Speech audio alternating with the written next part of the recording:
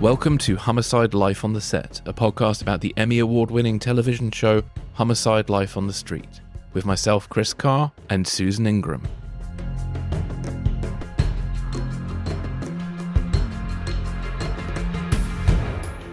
On today's podcast, we're joined by Brook Yeaton and Jeff Gordon from the Props Department.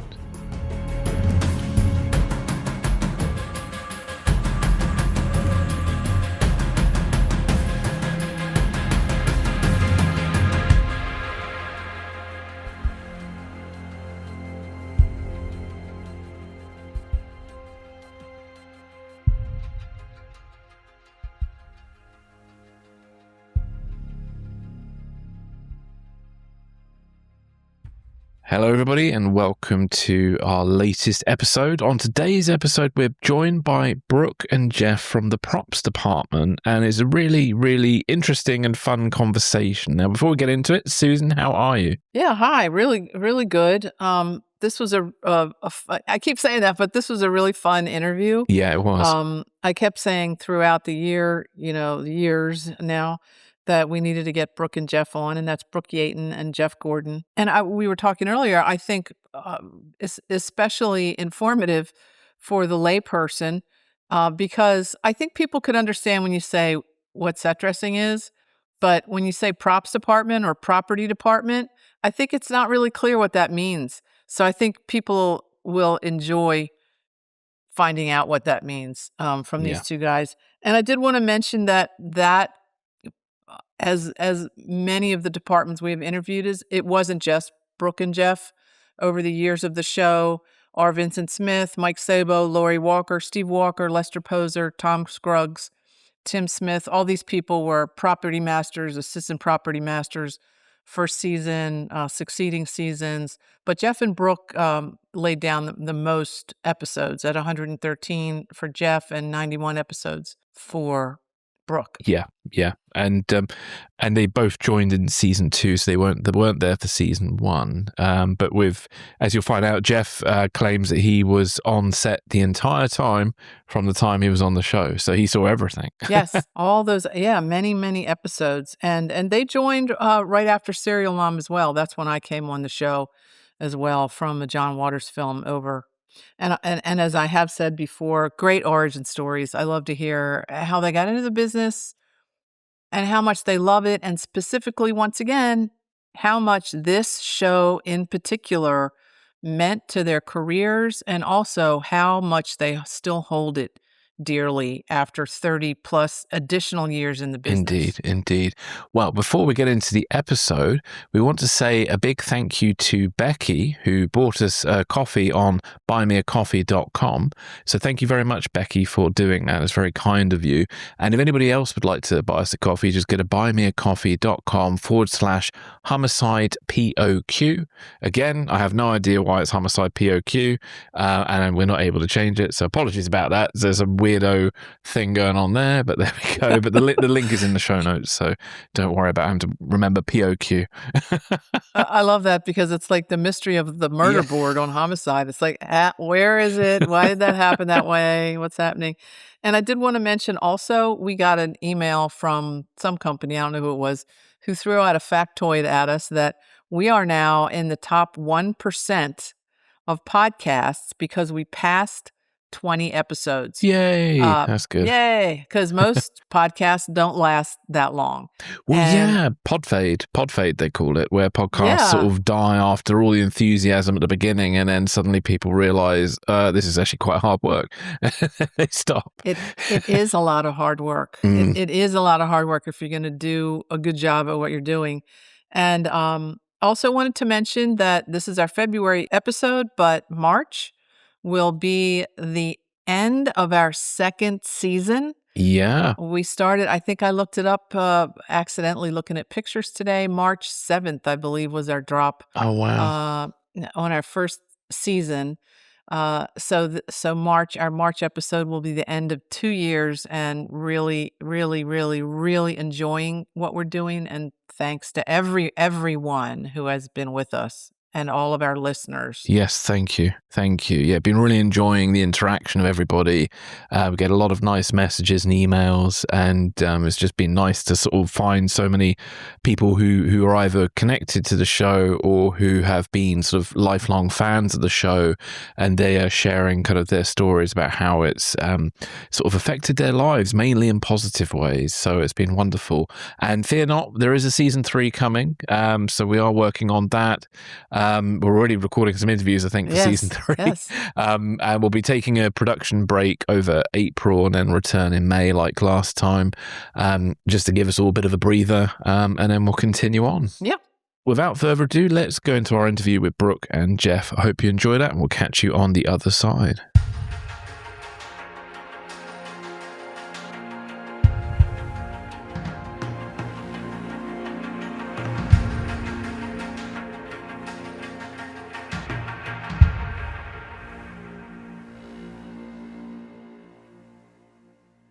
Right. Well, Brooke and Jeff, welcome to Homicide Life on the Set. It's great to have you both on. Thank you for joining us today. Thanks for having us. Hey guys, I've only seen your face on the computer screen. I haven't seen you in person in forever and forever. So hi. Hi. And also I wanted to say congratulations. Brook Yeaton is now the president of Local 478, which sort of confused me because up here the local was 487, right? So it's like an anagram of the local union down there in New Orleans. It took me a while to stop saying that in meetings, believe me. I bet you did. And Jeff, you're in Atlanta. I'm in Atlanta. Yeah. Yeah. So let's just start with the beginning. What are your backgrounds? I know you both started probably early on in some of John's films. How did you even get interested in the film industry, and what were both your pathways to that and then to Homicide? I grew up on the sets of John Waters movies, so I kind of always have been exposed to film and that culture. I was in a couple of them as a kid. And I kind of always thought that people, either went to lacrosse camp in the summer or made a movie. It was just part of my life. And then when I was about 15, I started working at the Charles Theater, where I was lucky enough to watch all the classics on the big screen. And then a little movie called Hairspray came to town, and I started working on that. I was the property master on that. And then, that was like the summer after I graduated high school. And I was like, oh, I'll give this a shot before I figure out what I want to do in life, or if I want to go to school or whatever. And obviously I'm still trying to figure that out because, this year will be 40 years for me in the film industry as a property master. Wow. So that's how I started out. But I think that like it's definitely a lifestyle, not a job. I know with Jeff and I, when we hooked up, we just love the craft. We love the art of cinema and everything that goes along with it. And give us a little background. So your mom's Pat Moran, who was a casting, and somebody told me once they're not called casting directors, but casting director. They are. Yeah, and Pat was part of John Waters' crew, right? Part of his, not just his crew, but his friend family, right? From long time ago. Oh yeah, they've been best friends forever. And she produced a lot of his early movies and then started casting when we all became legit. So, I mean, John is a major influence on my personal life as well as my professional life. I mean, it's just when we all get together, we all just talk about movies. My daughter is a student at NYU Film right now. I mean, Oh, it's just great. kind of a traditional thing. And to even go back further, my grandfather was a big band leader. So, it's just we've always been involved with the arts generationally. That's cool. That's cool. So Jeff, jump in. So how'd you get your start? And in there somewhere, also tell us how you guys first met, how you guys knew each other. Yeah. So I did not grow up around any kind of film or television family. I was a Navy kid. I moved every 2 to 3 years of my life. When I was in high school, I developed an interest in photography. And by the time I finished high school, I was in independent study photography, and that was my real big interest. After high school, I went to UMBC to study photography and art history. I had a double major. And then after that, let's see, I graduated, I think, in 1990 or 91. And then after that, I wanted to take a year off, and I just wanted to focus on my artwork, my photography. I toured the country on the motorcycle a few times. I just wanted a year just for myself. And what I did was I ended up moving I'm from Baltimore, moved down to Fells Point. And during that time of living in Fells Point, I got to know Vince Perenio. I got to know John Waters. I got to know all that, the old John Waters crowd. And a lot of them still live there. Like the Eggman from Big Flamingos, you'd see him in a shop down the street. Pugh, who was in a lot of John's early movies, he had flashbacks. So you're getting the ghosts of the John Waters era are still lingering in Fells Point. So for me, it was really exciting to be in Fells Point, to get to know all these people socially. And then I think it must have been around 1992, and John Waters and I are friends as well. So I knew him socially.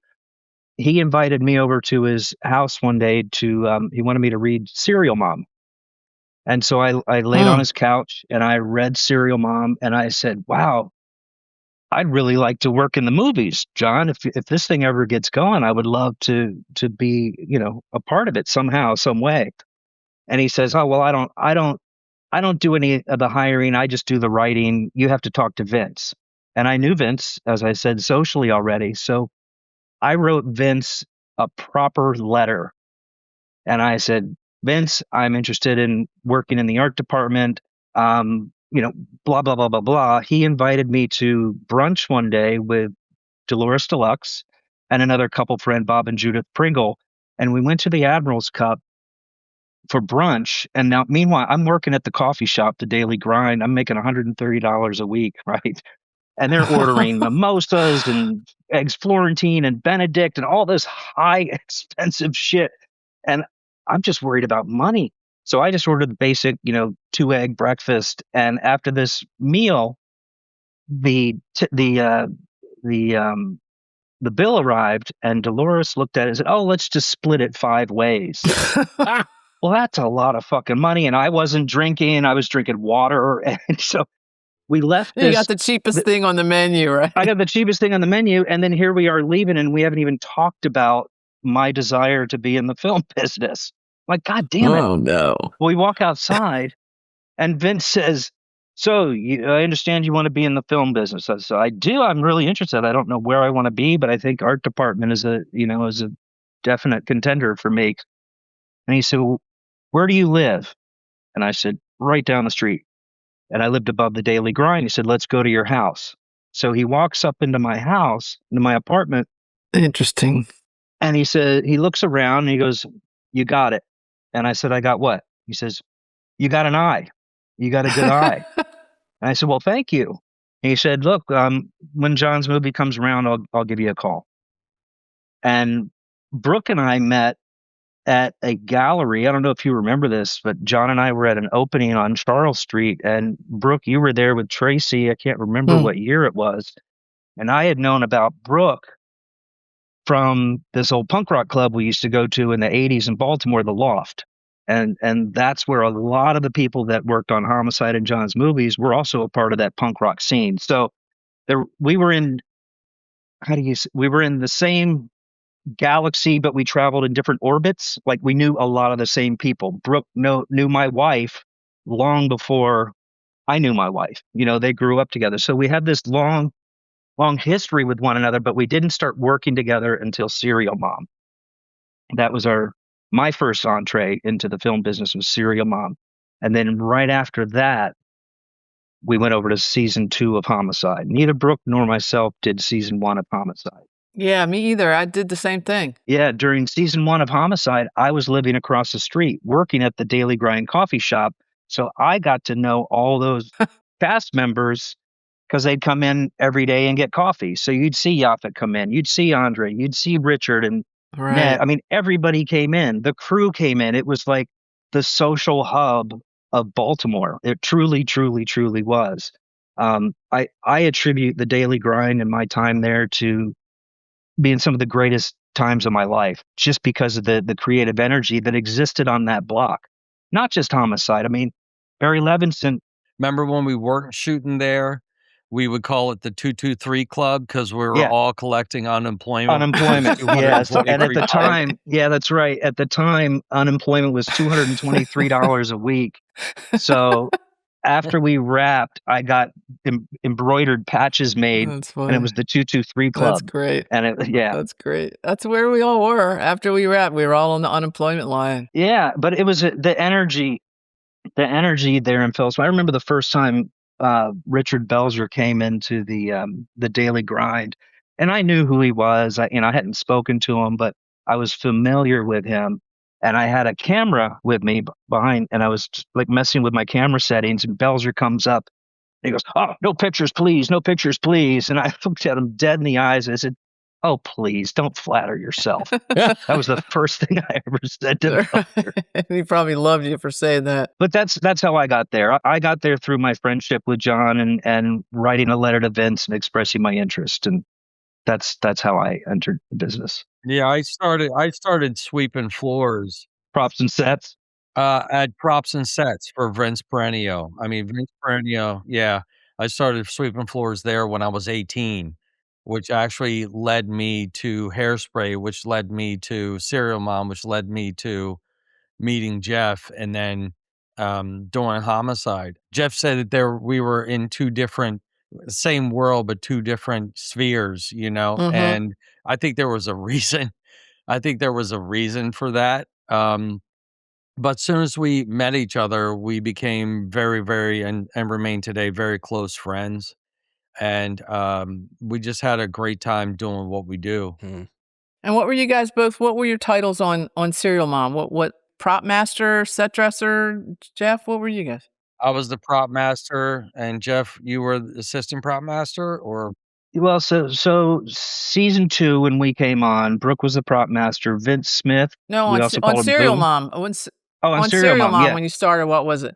I was a prop assistant, third props. Assistant. Okay. Yeah. Yeah. Because that's how I made my connection too. And, Tom Lappin and Boots were on Serial Mom, and I got on Serial Mom. And then at the end of Serial Mom, they said, "Hey, our loader's leaving. Do you want to come on to Homicide?" So that's interesting. We our connection to Homicide right after Serial Yeah. Mom.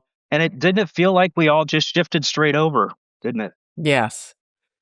And I started Yeah. also on season. What did I start on, 2 or 3? Anyway, one of those. So why don't you describe for us what you guys have a lot of titles on a lot of different things you've done, between prop master, props, art director, set dressers, production designers, armorer, all that stuff. So let's go back to Homicide. And so when you came on Homicide, um, it was after the show had already started. So you had to jump in. That's kind of sometimes tough to jump in on a show after it's already been in production. Like, you didn't get to start with whatever your thing was. You had to jump in with somebody else's thing. So talk about what that was like when you first got on the show, and what your job, describe for people what prop master and assistant prop master people, what do you do? It's very delineated on the set. well, I had a little jump start on season 1. Jim Finnerty, the best UPM I've ever worked with, and just a fantastic person, rest in peace, called me up to do some special effects work. Um, so called I don't even remember how many episodes I did, but I think he wanted to get to know me setting the table for the upcoming seasons. Um, but the good thing about doing cop drama, is the authenticity that we brought, you know. It really, we didn't have to do that much research, but the people that we met, like Aaron from the medical examiner, I mean, he would teach us so Yeah. much stuff. I gotta have him Um, on. He would be great too. yeah, he's fantastic. But what we did was we basically broke down the script, and we were responsible for anything that's handheld or specifically mentioned in the script, but not limited to, like, the police belts, the badges, the weapons, all those kind of things. Um, Jeff and I are like method props. Like we kind of, every show that we've done together, it's like we live it, yes, Serial Mom and all the other ones too. We become obsessed with the script and the lifestyle and research. And I think that we both, we don't bring to the table what they want. A lot of times we bring to the table what they need, and they don't even know what it is. We're not very shy guys, so we will make our suggestions, either it be through a director or through one of the actors on first team. Um, I had a great opportunity to work with the late Billy Friedkin, and he said Wow. out loud what we do. It's like all these props are telling the story, and where did they come from and where are they going? And I think that Jeff and I really embrace that and still do in the crafts that we currently do. It's fun. I mean, yeah, we've done Homicide, we did these Baltimore movies, but we also got to travel together, and, we did a show with Dennis Leary and Ted Deming, called Monument Avenue, and, that subject matter, uh, was totally different for us, but we lived that lifestyle too, and that was a wild ride. And Ted directed an episode or more of Homicide. Did you meet him on Homicide? We did. Yeah, he did 2 episodes, I think, right? He did the sniper episodes. Or was it the shootout at the school? One of those, I can't remember which. But yeah, I we know got we did the along. school. Yeah. Yeah, and I know that, like, we just got along with Teddy the minute we met him. It's like Brooke and I had known him forever. And Homicide generally was about 9 months a year, and it worked out more often than not that in that hiatus time, Brooke and I would flip over to a movie. The Monument Avenue came from Ted Demme, who had directed Homicide. Brooke and I also went to LA and did a pilot with John McNaughton, who was a Homicide alumni. So we did get jobs from working with directors on Homicide that we would work with outside of Homicide too. Yeah, Brooke and I always wanted to just make it real, and like props sometimes you can offer up a prop if an actor's having problems with a direction from a director. Or I always go back to this one example with Melissa Leo where it was this ensemble. It was the whole cast, right, in the squad room. Everybody, all 1 through 9 are rehearsing, and Melissa had some problems with the direction. The director needed her to go over to this one spot, and she was just having a fit about it. And I'm watching this during the blocking rehearsal, and I was like, "Oh man, I bet I can help Melissa out." And so after the rehearsal, I said, "Melissa, it looked like you were having some issues getting your character over there. You were lacking motivation." She goes, "Yeah, and it's really fucking pissing me off." And I said, "Well, remember that one case you were working on 2 episodes ago? What if you received a fax that comes in over there? That fax comes in, that's your motivation to get over there." And it was a simple suggestion, but it made it real for Melissa. It made it real for her character. And things like that, that's what I live for when I was doing props. Like, that makes me really excited. I loved, and still do, watching the blocking rehearsals. I'm not a prop person anymore, but I still enjoy watching that, and the problem solving, and trying to appease to everybody that's trying to accomplish something, right? Props are really a story point. If you look at the history of film and television, I mean, the simplest things can really change the entire direction of a story. And it's there. You know, one of our mentalities also is some people would say to us, "It's only there for a second. It's only there for a second." And Jeff and I'd be like, "It's there forever." Ever, it's burned in film forever. Yeah, it's there forever, and we really took pride in our craft, and that is carried on pretty much in everything that we do when it is related to film and TV. So obviously, you guys are really tied in with production design, with set dressing, and the property department. And but there are these delineations between what props is and what set dressing is. Like once the actors handle it, it's props. So there's two different departments that may handle similar things, but I think it's confusing to lay people. Like, well, what's the difference between the set dressing and the props if there's a bunch of stuff, in the room? And obviously, especially, and we talked about this in one of the last episodes on Homicide, in the squad room sets, every desk, everything that was on those desks, like you said, Brooke, spoke to story and spoke to the personalities of whichever detective was at that desk. But could you talk a little bit about how you and set dressing and production design work together, although you're also very delineated, departments and jobs? Well, we came up in a different era. We definitely came up in a different era, especially on John's movies. Jeff and I would just do whatever it took. And Homicide, we would always add little things. Sometimes they were in the drawer, like John Polito's desk. You don't want to go in there.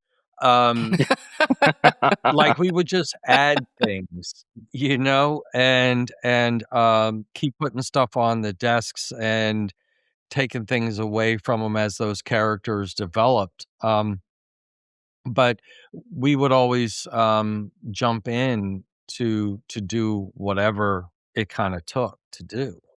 And like Jeff was saying about the olfaction thing, just keep adding to the characters. You know what I mean? Yeah, and also some of that's internal for them too. Some of that's internal for the actor. The audience might not see those things in the desk, but it informs the character of the actor. Yeah. Exactly. And as a production designer now, one of the things that I tell my prop department and the set dressing department is, whatever goes on set, you have to ask yourself, how does this object or picture or image or whatever it is, how does this relate to the story? How does it relate to the character? How does it remind the character who they are and where they're supposed to be? So these are visual triggers. We deal with visual things, physical things. These things are so important for me. Like, I project value and sentiment onto these objects, and I do the same thing for the characters. So, for example, Detective Ballard, she was from Seattle. Well, we went out and we got a little Space Needle and put that on her desk. These are objects that remind the character when they're at the desk, oh, I'm from Seattle. And again, it's like you said, it's on the periphery. It may not be scripted. It doesn't matter if it's not scripted. It's there as a piece of information, as an emotional trigger for the actor to remind them. And that's just paramount for, I think, everything that Brooke and I have done and the way that we do it. It's providing something that's sometimes not even on the page. Yeah, I remember Kellerman's fire helmet on his desk. Kellerman's, so it's all these little things that talk about that character's past. Ned Beatty had a football statue on his desk, and all the cast signed it. I remember, I think it might have been season 3 or 4. Richard Belzer's character Munch, his character's apartment was my apartment in real life. And once we established Munch's apartment and my apartment as being one and the same, I felt like I had a little bit of freedom with his desk environment to put a little bit of myself in there. And I had a friend at the time that worked for the Orioles.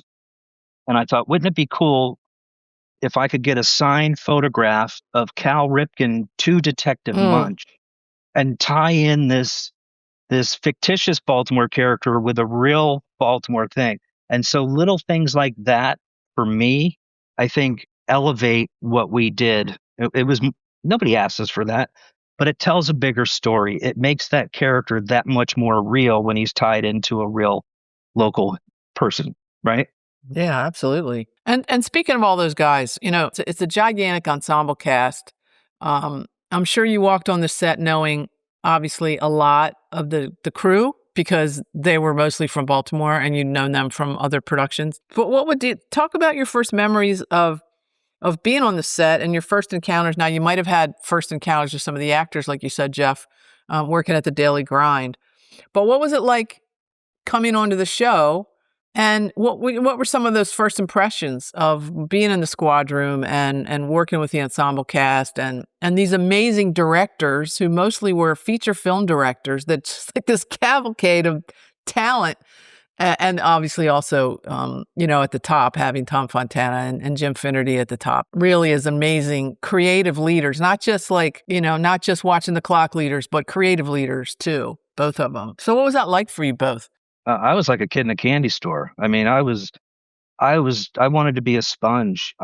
I wasn't wowed or impressed by stardom or fame. Like I really wanted to learn this machine. I really wanted to learn how to make a TV show. I really wanted to learn how to break down a script. And so I was I, would you say I was ravenous, Brooke? Like I was really into it. I loved Oh yeah. being a part of Oh yeah. every aspect of this because I was a sponge. I was learning.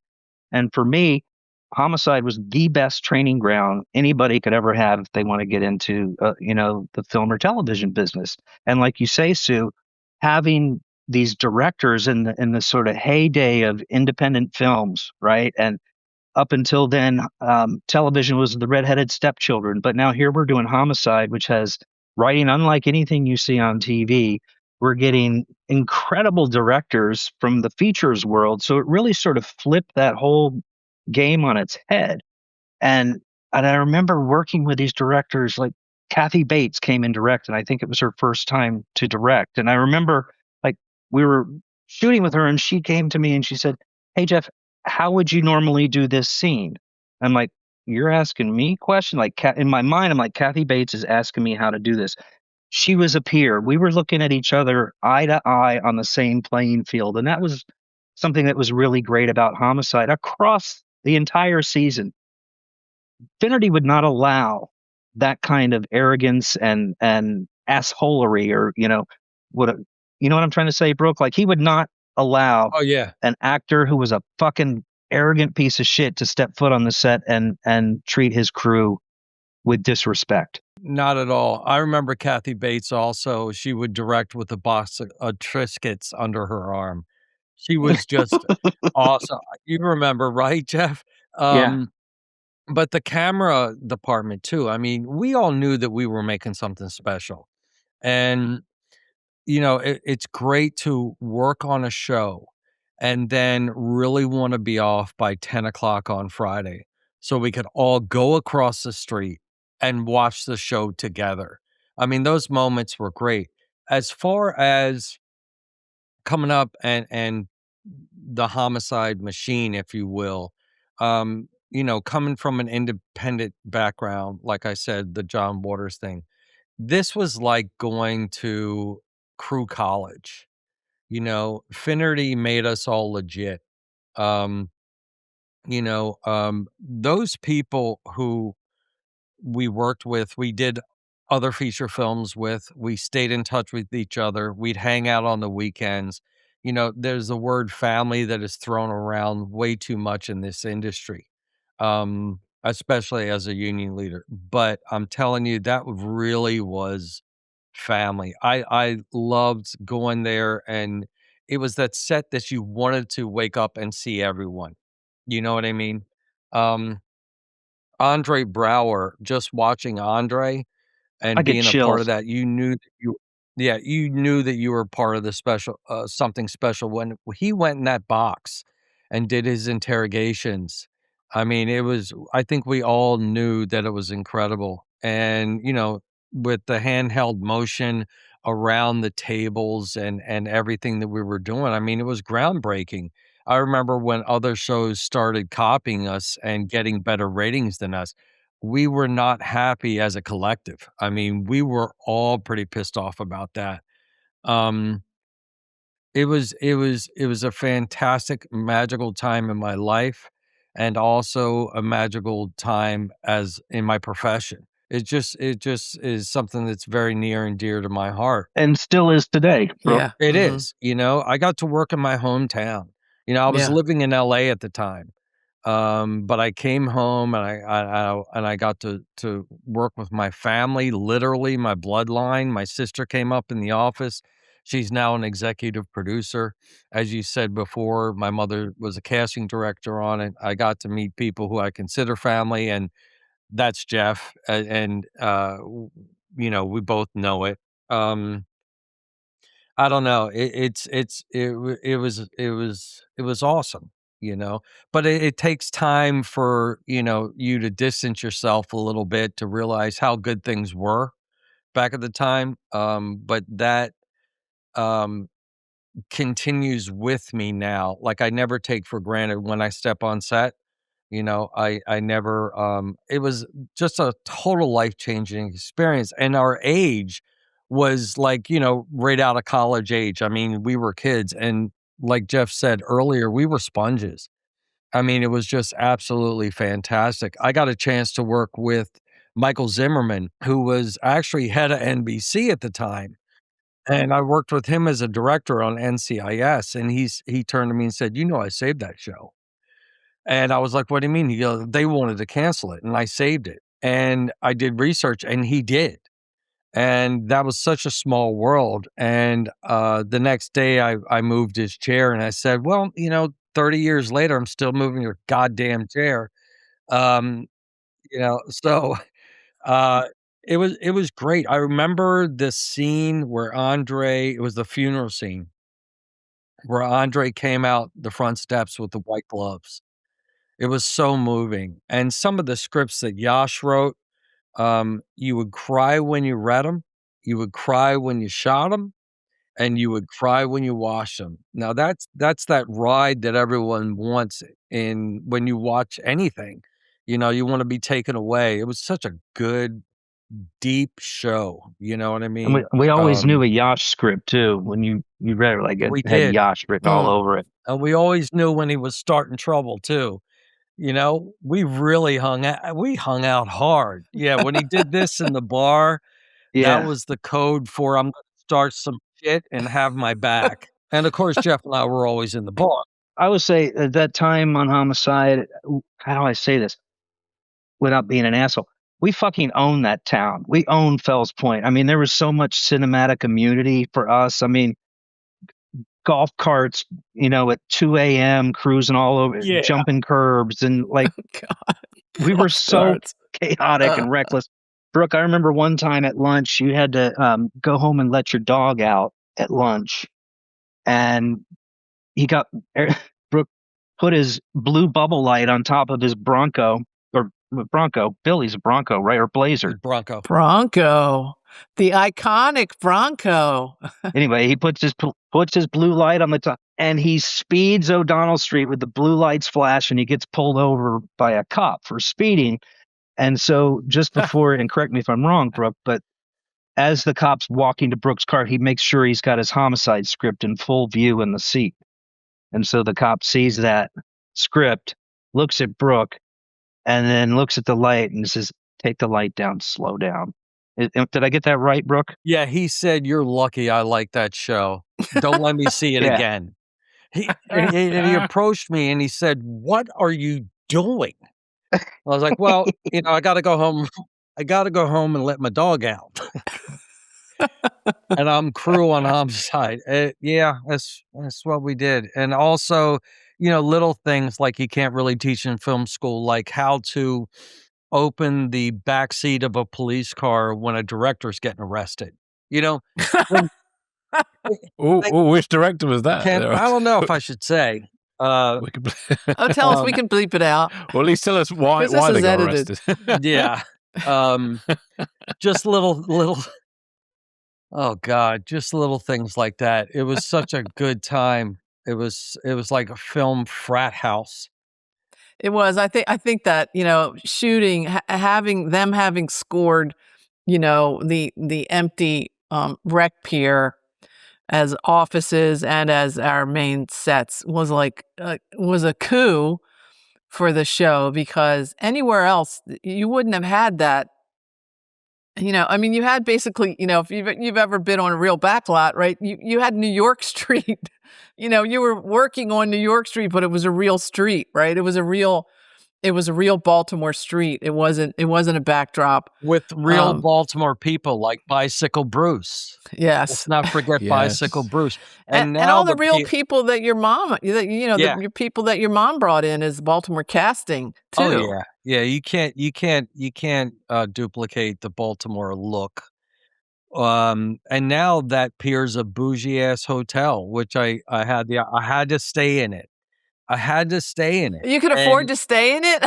Did you You enjoy could it? afford I to had stay in to. You know, I just had it. to. You sure you did? Yeah. And when I told them that I was Homicide crew, I got a bump. You know, they bumped me up. They gave me an upgrade. So that was kind of cool. Oh, I'll have to try that. Well, it's good they remembered the show because some of the staff, when we went round, had no idea what the show was. Yeah. They were too young. They weren't born then. Yeah. It was when they first opened, and I really pushed it, you know? Yeah. Our old prop office is the concierge Is it? now. Yeah. That's Right in the front. Oh, cool. Your prop office was in the bottom on the first floor, coming Bottom in left, from the stairwell. Yep. Bottom left. Where was your prop office? I didn't even know you had an office at the bottom of the stairs. Yeah. Bottom of the stairs, and then second. There's a door there. Third season. Yeah, there's a door. It's inside the arch. Walk in the arch. Inside the arch. Okay. Yeah, we never really the arch. invited that many people in there. Right. Yeah, I didn't get an invite to that. That's funny. The other nice thing about working with all these different directors is that you learn quickly that there are so many different ways to direct. You had your directors who were solely interested in performance. You had other directors who were into the language of the camera and the technicality, and they were very sort of techie sort of directors. Then you had other directors who were into sort of the hyper minutia of the space to help, tell the story. And so as a sponge learning, I'm realizing like there's not just one way to direct. There's so many different approaches. And after 7 years, like that whole 7-year experience for me really prepared me for every show I've done since then. It really taught me to adapt because we shot one episode, took us 7 days on Homicide. So every 7 days we're getting a new director. And so you're constantly having to sort of shift your way of doing things because this director may be more interested in this kind of thing. You know what I'm trying to say? It was just incredible for me to realize firsthand that there's so many different ways to tell a story. And that was one of the things that excited. And I think our personalities, Jeff, really helped with that too, because we could relate to every director that came in, not just their style of making the show, but also the way that they communicated, the way, all those kind of things. And I think that says a lot about, because we were always at the bar, we're very social kind of people, we're not really shy. And so we could always deal with those kind of people and let them know that we gave a shit, and I think that they respected it. And, a lot of our relationships stem from that.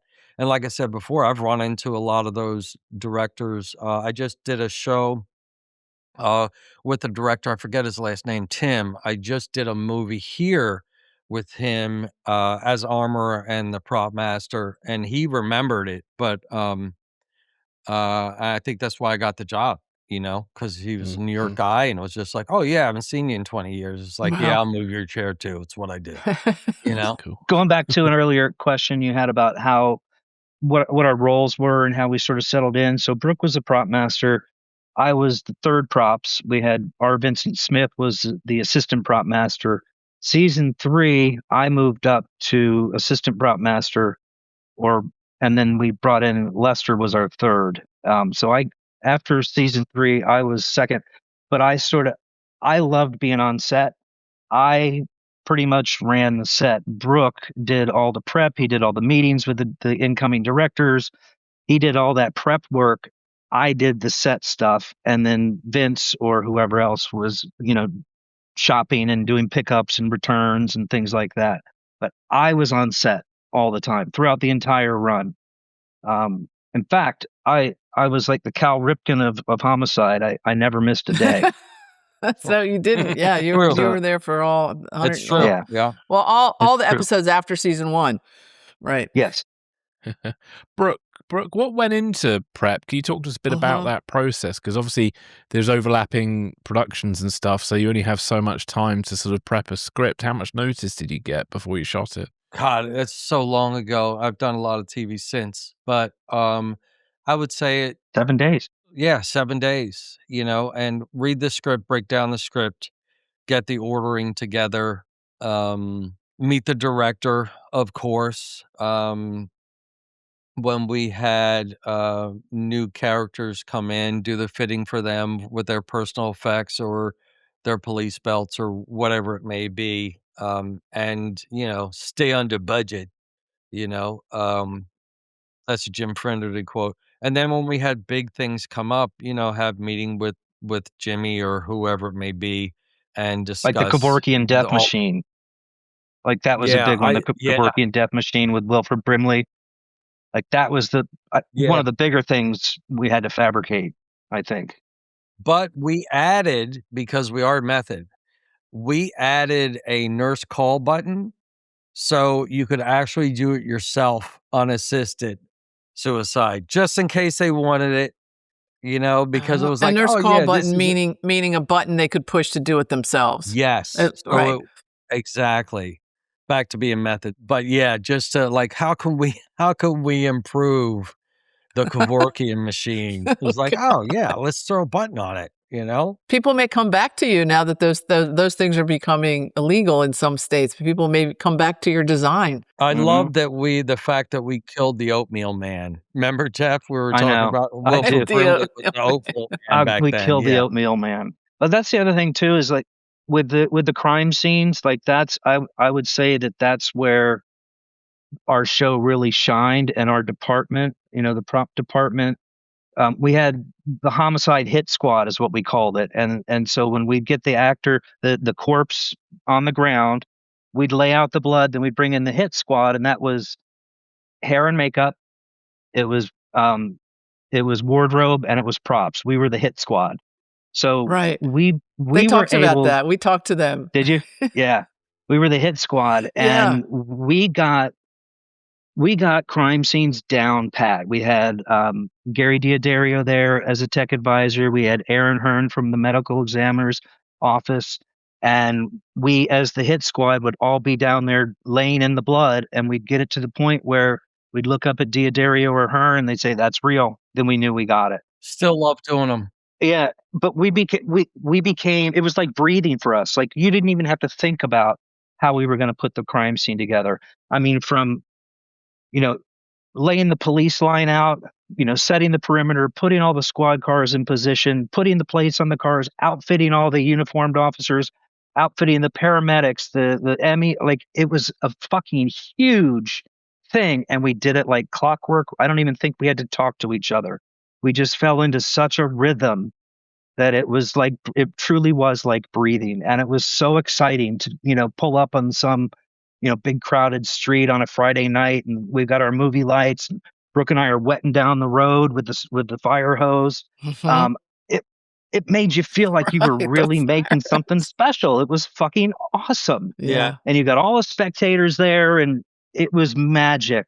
It was magic. Yeah, we would do minor effects like that. We would do smoke machines. We would do the wet downs.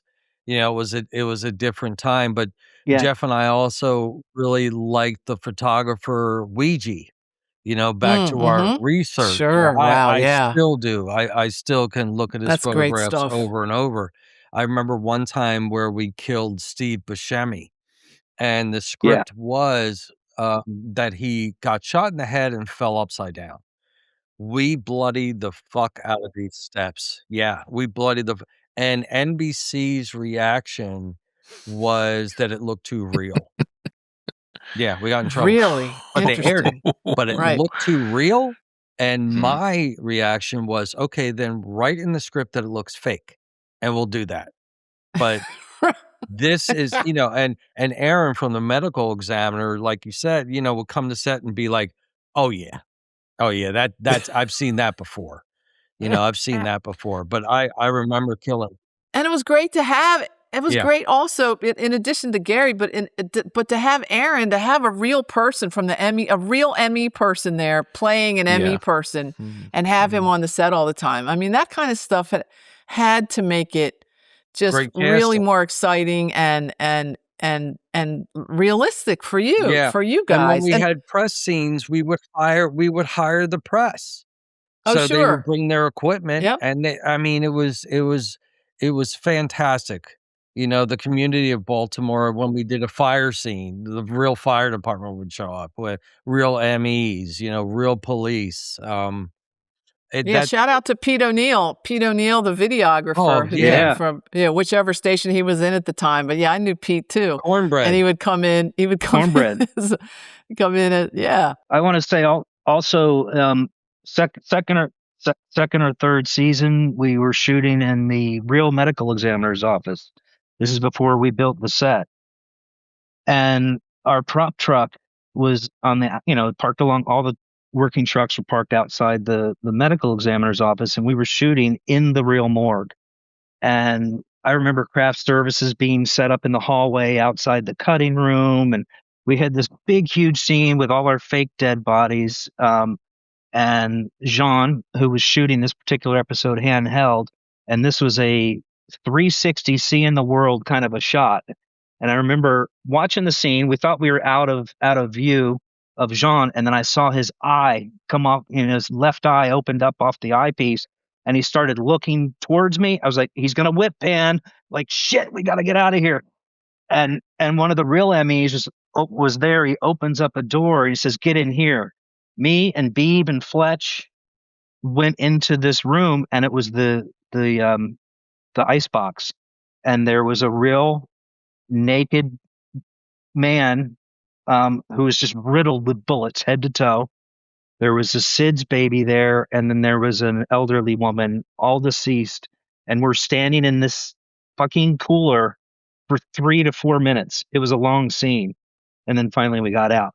And then I remember walking to the prop truck that day, and there was ashes all over our truck. Turns out they were burning the John Does that day, so they were human ashes on our truck.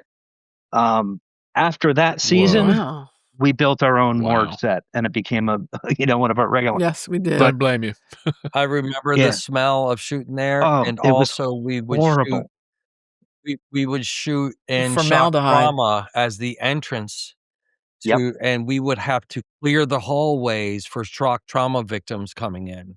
Yep. I remember shooting in shock trauma, and I like bet you you to like do. fucking dive out of the way because it was because, like, I mean, there were those some golden minutes, right? horrible things coming through there. But back to the crime scenes, Jeff. We had this flash bar with Sylvania bulbs on it, and we use Sylvania bulbs because they will Longer always burn. read at 24 frame sync. Yeah, when you're using 24 frame film, and we would follow Jean or whoever was operating, and we just had this beat It that was like a Jeff and I ballet. both had. 'Cause we knew the script, and we would do it so it didn't mess with sound, and if you watch the final cuts, a lot of those edits are around our flashes. That's another thing that we bring, and I still have the flash. Yeah, and it became a signature of the show. Yeah, I still have the flash bar, and I still use it. Yeah, talk about the blood, because we had Beebe and Fletch and Tina and Amanda on. We talked to them. Was it last week, Chris, or the week before? It was last week. Yeah, and they talked exactly what you just said. They talked about how much they loved doing the crime scenes and how it was like, it's like makeup and hair, wardrobe, props, set dressing. Everybody came in, and did their thing, because when it's on, the blood was on the wardrobe, they did it. When it was on the ground, I don't know who did it, but then when the actors, you guys did it. Yeah. So I love that. Talk a little more about that whole, and did you make the blood on the set, and how much blood we used? And, like, that stuff is interesting. There were different bloods we would use for different, depending on how long the body was laying there, how fresh was the kill. I mean, anywhere from adding chocolate syrup to Caro syrup. I mean, we made our own blood on the day, depending on what was necessary for that scene. And Aaron would help. Yeah, love it. And also guts, like when someone would blow their brains out, crushing bananas because it looks like fatty tissue, and rubbing them in with the blood and just throwing them everywhere. And that's why I still love propping, and, one of the reasons why I do this, I came up in the independent thing and all the art house movie, but I love horror movies. I They're just so love fun it. to do.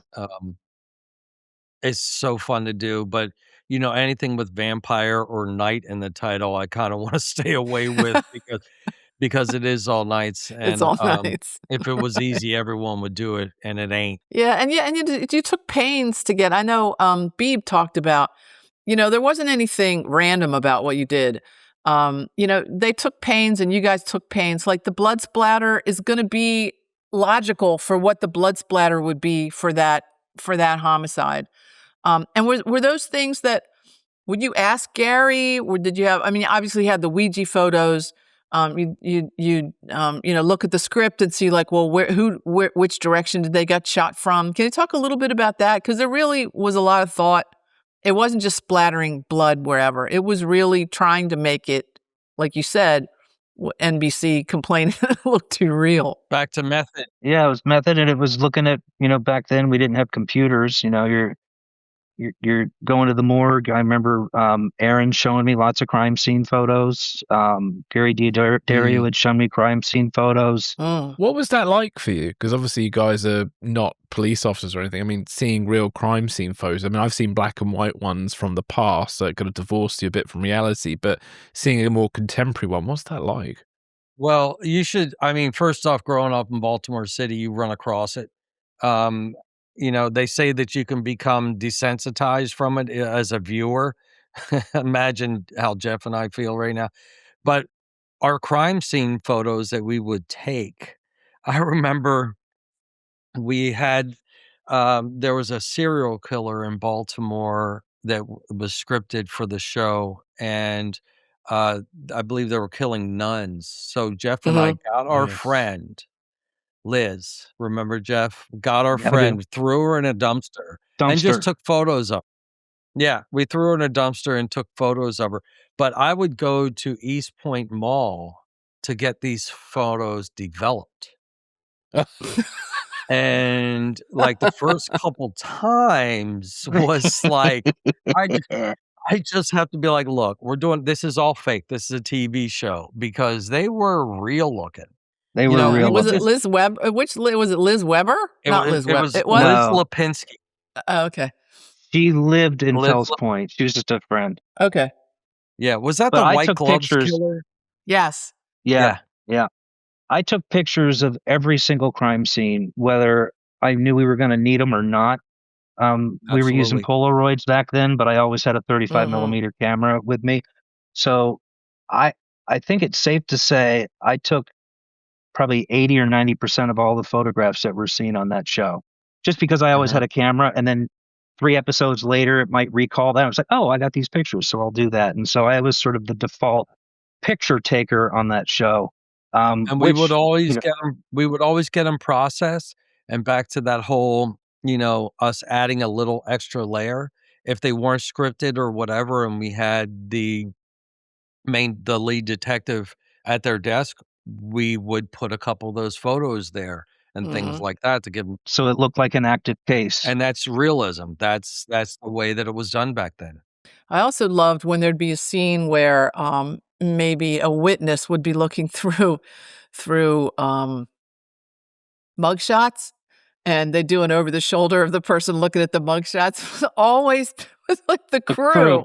So did you take that, or was that wardrobe taking the mugshots? I mean, it was really funny to be in the middle of like sort of captured up with the show, and then somebody opens the mugshot book, and it's like, oh, there's Spider, oh, there's drivers, there's It's because we didn't have to worry about clearances. It was somebody we can shoot right then and there, print it on the truck, and put it on set. True. I was going to go back to this one time. We had shot a scene Friday, and it was a crime scene. Later on that night, I ended up getting arrested down in Fells Point. When they processed me, I had bloody Polaroids of the crime scene. I had wads of fake cash and baggies of fake drugs in my pocket, and the knife, which was used in the crime scene, was my knife. And they're pulling all this stuff out, and I work on Homicide. And they're like, I said, no, seriously, I work on Homicide. And even they, as they were booking me, were looking at these bloody ass Polaroid crime scene photos, and they thought it was real. Oh my God, that is. Do you have to call Jim Finity to get you out of that one? Yeah. No, but here's what's funny. So that was a Friday night. I didn't get released until Monday morning. I walked to the set to stage, which was like 3.5. No, how from Southeast District to Fells Point, which was probably 5 miles. I walked to set. Oh, I got there a Southeast, little wow. bit. Yeah, I walked to set. I got there a little after call. The only person in front of the squad room was Jim Finnerty, standing on the steps to the office smoking a cigarette. And I walked across the street and I said, "Morning, Jimmy." He said, "I thought I smelled a jailbird." To this day, 30 some years later, I still do not know how Jimmy knew that I got arrested on Friday. Because Wow. Jimmy knew everything. Yeah. Jimmy knew He everything. did. You say that we ran the town, Jimmy ran the town. Jimmy did. His sons still work in the industry. I met with Local 52 Uh-huh. president. That's the president of New York, and I dropped Jimmy's name. He is a legend in the Mhm. game. I just saw his son's name on something I was watching the other day. Wasn't Jimmy the key grip on Saturday Night Live or Saturday Night Fever? Yes. Jim Finnerty, yes. Yes, he was. Yeah. He also worked on Scarface, and I didn't do, when I was working on Scarface, I didn't go do the New York, they went to New York for a couple days or a week, and I never knew until later. I was like, oh, wait a minute, I worked with Jim Finnerty at Scarface. I didn't know it, but I wasn't there. It was great to work with a UPM, great to work with a producer that came up through the ranks. Mm. You know, he Yeah. really knew what we were going through to make that show. And another And thing and that as a crew person, as a I loved it. like a real down to earth crew person is Yeah. where he started. You Yeah. would go to work at 7:00 in the morning, and you knew at 7:30 you were getting off because he was like 12 hours a day. It's TV. This is, of course, once in a great moon we went over, but he didn't like it. But Mm-mm. you could have a life. And I think that came from Jimmy coming up where, you know, you couldn't depend on it. You know, the shows that we do now and the shows that we did in Baltimore afterwards, it was you had no idea when you were getting home. Mhm. But I really appreciated, you know, that we could watch Homicide at 10:00 across the street because, you know, we knew what was going on that day. Mm. Yeah. So you said the word method multiple times. Was that your sort of overall philosophy or tone, or like almost everybody we've talked to, they had a motto or they had something stuck up on the wall in their office, um, that sort of kept them on track. Like production office said, it was keep it simple, stupid. So what was your, in addition to this, this echo I hear from you, Brooke, about, the method of like having to like think on your feet and go with what was there at the time. What was your sort of motto or overall philosophy? What rises to the top to me is don't ever let them wait on art department. That like don't ever let the camera wait on art department. That was sort of in my head. Like I don't ever want them to be waiting for anything that I had done to delay the day's work. Same. It's the same thing. And if it's on the page, it better be on the stage. Like if it's written there, it better be there. And we never just brought one thing, still don't. Bring options because you're dealing with the producer, in prep, you're dealing with the director. Things change on the fly. And then you have the actor who really knows the character better than anyone else on that set. Um, that set started to run itself. So we would always bring options, but never, we hated it, and I still hated it even if they call for props on the radio. Like, always be there, always be prepared. Um, yeah, and never delay camera. It was great back then. I talk about, one of the main dealing with all the computers and stuff that we deal with now on film, one of our hardest gags was the fax machine. It was so cool to do the black box and have a fax come out, or like the black box and have a phone ring. I still have the black box because maybe I am a hoarder. Mm. Um, and I have used it. Explain the black box. Black box is just a box that you plug into the wall, and you plug in one phone to one side and another phone to the other. when you pick up this side of the phone, the other one rings on screen. Or if you send a fax through this side of the black box, it will appear on the fax machine that's plugged into the black box. It's very old school stuff. But I still have pagers, pagers and the fax machine and the black box and like all those things. It was a different time. Lots of files, like the photographs. Now, I will still try to provide them for visuals, but, that's all on the computer screen, and it's not as dramatic, It's just it's not as dramatic. So, Jeff and I have had to, like, uh continue with the technology to stay relevant in this business. Mhm. True. So let's get to the whole gun thing. So back then, as far as I know, Oh, because I never heard the word on any other film I'd ever worked on, and I never heard it on Homicide. I'd never heard the word armorer, of course, until now you guys had, because you are one. But and Homicide was the last thing I did. So when the whole Rust thing happened and it was all armor, armor, armor, armor, I was like, wait a minute, what? Like, I worked on Scarface. There were freaking guns coming out of every orifice. I mean, there were so many guns on that show. And it was the prop guy. It was the prop guys that did the guns. And like you, always incredibly professional about when we had a gun working in a scene that was going to go off. You guys brought it in, you opened it, you showed it to the crew, you showed it to the actor. Once it gets into the actor's hand, do the scene. As soon as cut was called, one of you guys was in there taking the gun away. It was very, very, it felt very responsible and safe from our point of view, because at some levels, especially the episode Chris helped me out with, where the squad room gets shot up. I can never remember the name of that Fallen show. Heroes Part 1 and 2, I think. Yeah, especially Fallen Heroes. At some point, we have face shields on, we have shields around the camera. We're getting shot at. So the fact that there was this incredible, and it wasn't incredible because it was what you should have been doing and you did it. But respect and regimented way of dealing with the firearms. So can you talk a little bit about that and how, and that was your job as a prop person, but now I just saw recently last year or 24, you were certified as an armorer. What's the difference between now and then? And just talk a little bit about the whole handling of firearms and how complex it can be, and how important it is to do it by the book, for obviously reasons. Yeah, just to clarify, I've been certified to be an armorer for about 20 years. Oh, 20 now. years. Okay. Yeah, What did I see that on I became the co-chair of the International Weapon Safety Committee in 24. That's what it was. And just spoke at the General Executive Board about it.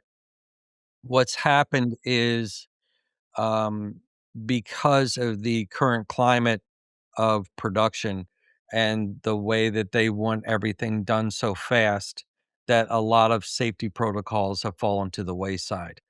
And also, coming up as props, as you know, it's very hard for a property person who is shooting 11 pages a day to go reset a birthday cake and load a weapon at the same time. So what we're striving for is someone who is just totally focused on that one craft. Um, Also, the incident that happened in New Mexico could have been avoided very easily.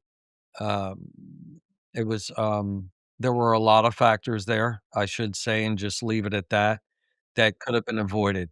But there are 15 protocols that go along with weapons safety on set, um, and all of them are just as important as the other one. I think that the difference between prop weapons is that this is not a retractable knife. This is not a sword. This is not a bow and arrow. Um, I think that people try to push the limits when it comes to weapon safety based on speed and based on budgets. And so there is a movement going on since Rust. Now, I've been employed as an armorer on some shows where there are not even any functioning weapons on set, no functioning handguns or rifles on set. And the production companies themselves just want me to sign a liability waiver saying that I am there. I've inspected all the weapons. I secured them at lunch. I handed them out after lunch and then secured them at the end of the day. So I think that it's an industry wide effort that it doesn't happen again.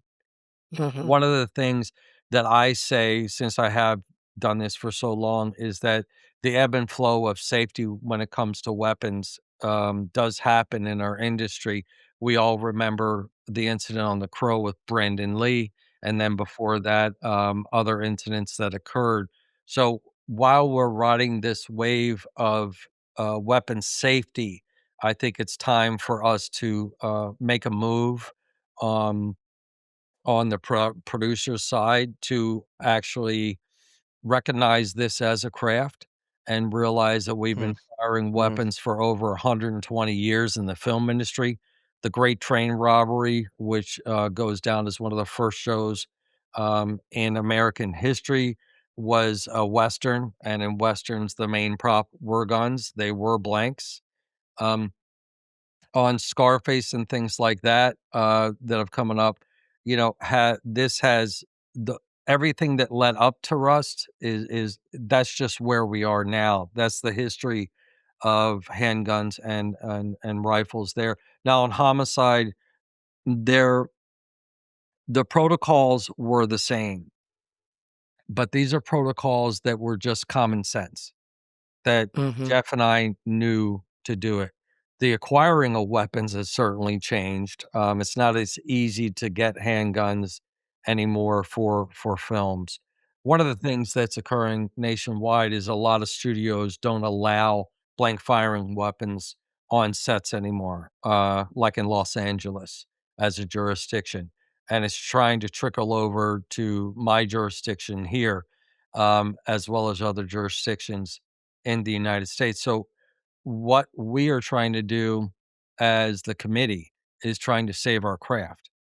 I personally feel that if you do fire a blank on set, the compression, as a purist of cinema, that the compression of the blank firing weapon affects the whole environment. It affects the actor, the way they act, the way they react to it. Also the lighting. In an age of CG and everything that we're doing here, there's nothing better. It can't be duplicated yet. Yeah, so you're And saying the places that won't allow blank firing weapons, they're then putting the muzzle flash on digitally later, right. correct? Okay. Yes, and when they do that, the audience, says something looks wrong, but subliminally, they don't know. Mm. They don't know what it Yeah, is, it's totally but it's different. the way that affects the environment. So I push for that. There are a lot of jobs that come here that, um, don't want to use flash rounds. I'm dealing with one right now, and with the studio, but if they have that armor qualification, they may allow it. They have allowed it in the past. So the committee is actually trying to get everyone across the United States who calls themselves an armorer, like the case in Rust, actually is vetted by the international. Yes.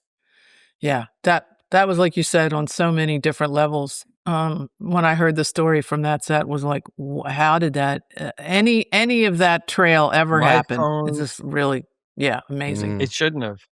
You know, and people, I've been asked, I've been interviewed several times after that, and they said, "Well, what are you gonna change? Like, what will this change the way that you handle weapons on set?" I said, "Absolutely not. No." You know, that needed to change. Like I said, there were 15 protocols to Mhm. handle weapons on set, firearms on set. They were all pretty much broken on that set. Right. Every last one of them. Could ask a sort of technical question about for homicide and guns. So, because obviously you have a gun that fires blank rounds, and then I'm assuming you have a gun that the actor might just wear in their holster that doesn't need to fire rounds. And then on top of that, had different characters had different types of guns, because I think most of the characters had Glocks, but then you had revolvers and things. I was wondering if you could just talk us through a bit about sort of the gun philosophy of homicide and then the sort of protocols and so on. Well, Glocks back then were the number one weapon for Baltimore Police Department, as well as the number one weapon on the streets. So we always tended to use Glocks, but like when we killed the oatmeal man, we wanted to use a 45 because we wanted it really gruesome. Um, and Ned Beatty, Ned and Yaphet, the yeah, old timers, they had the revolvers, like because that was more old school.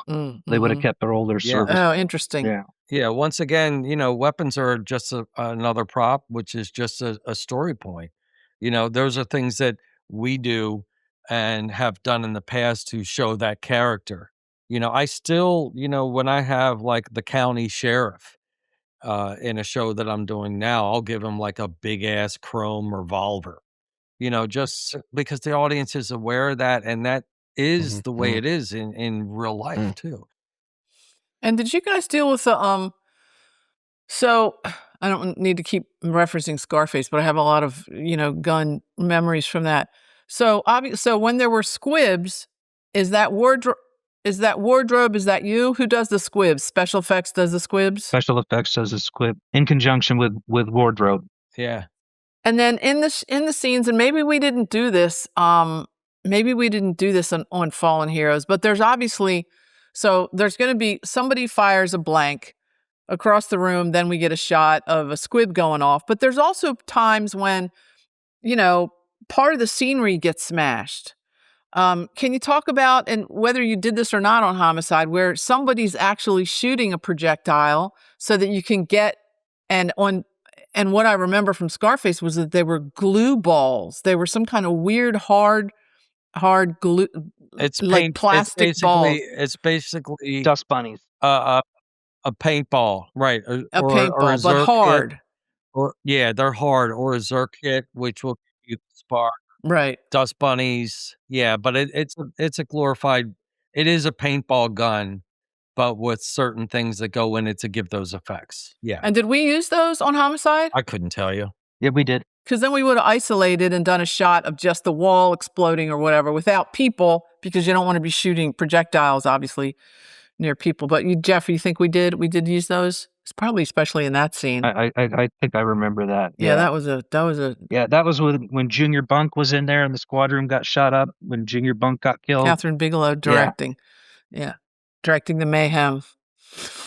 And then you had the death of Luther Mahoney as well in the Yes. apartment. Yeah, Was it remember Deception, that episode? That's quite an interesting one, yeah. I still have crime scene photos of that.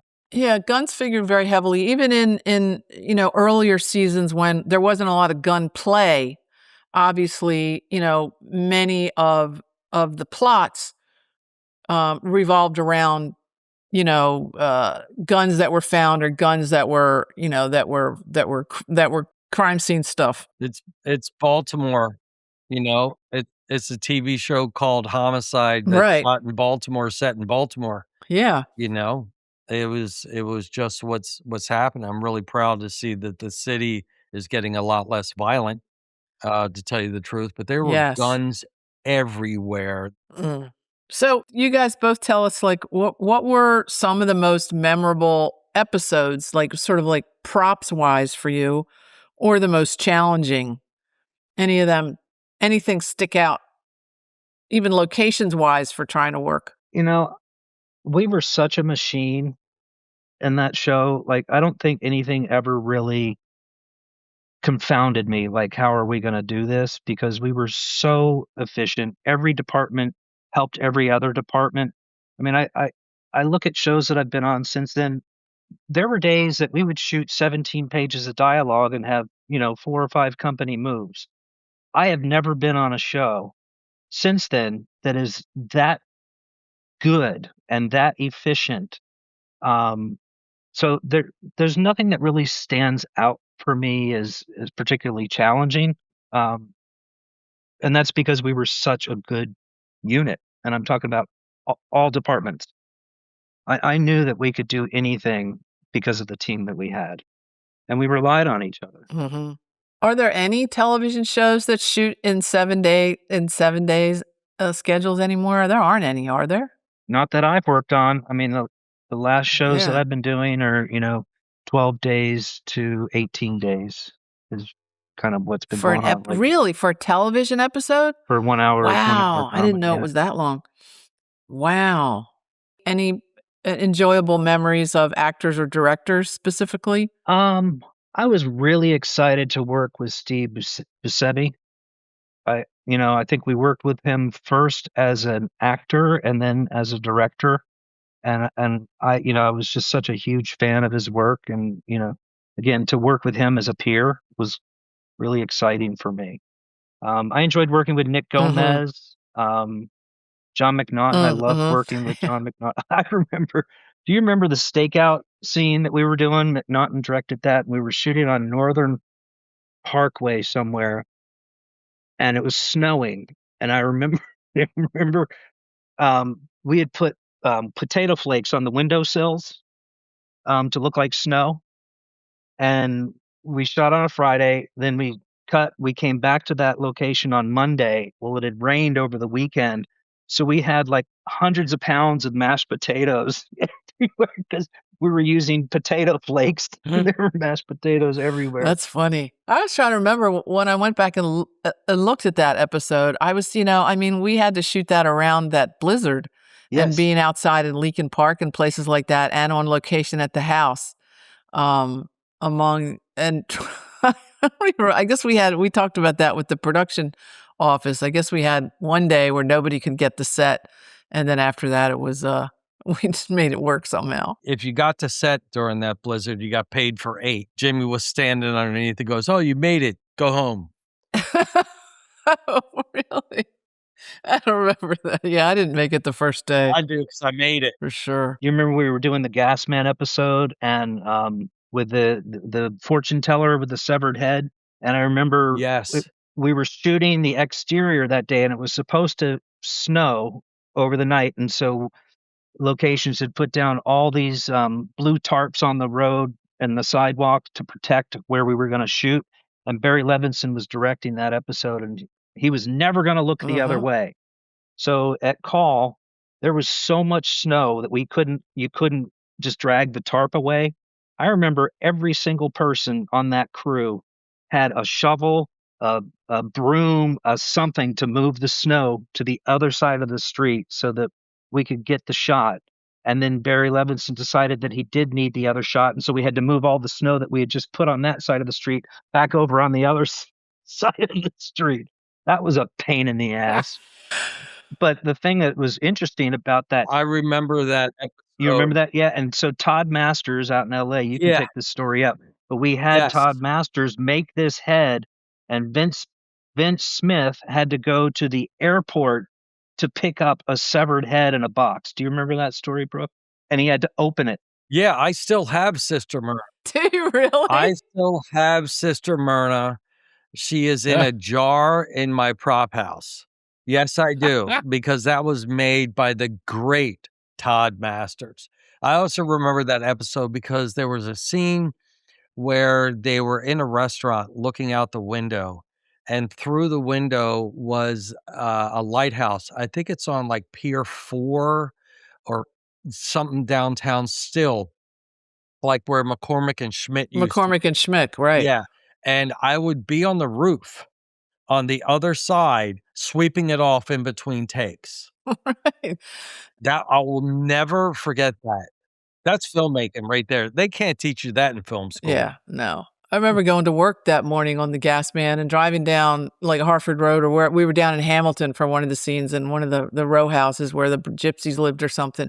And I drove by a bank and it said -5 degrees. I was like, oh crap.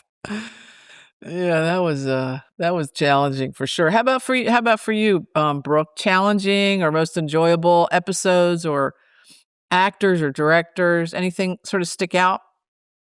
No. No. Well, you mentioned Ted Demme earlier. So some of the people you enjoyed working with and worked with again. Ted was just it was like a brother. We just hooked up hard, you know. You know, his family, everybody, we all just became very, very close. Like that's back to those relationships that were outside and offset. Um, some of my greatest film experiences, and I know Jeff's too, because we talk about it a lot, are with Ted. It was fantastic. Um, you know, I hated seeing him pass away, but I do remember Barry Levinson also because we all got so uptight about it. It was like Elvis is coming. I don't know if he said that, I had to Exactly. step out, but it was like Elvis is coming, and we Here had to comes the king. you know, we had to like be more proper, I guess, It was whatever. scary. I remember being scared. It was like our final exam, you know, for college, but we pulled it off. They were happy. That was a good episode. The Yeah. best, still one of the best actors I've ever worked with is Andre Braugher. You know, and talk about a friend. You know, we would have our little prop nook or prop den right off set. And Andre would come back and like deep throat a banana and say, "Look what I can do," and then go back to the box and win a fucking Emmy. You know, he was just so natural and such a, you know, just a.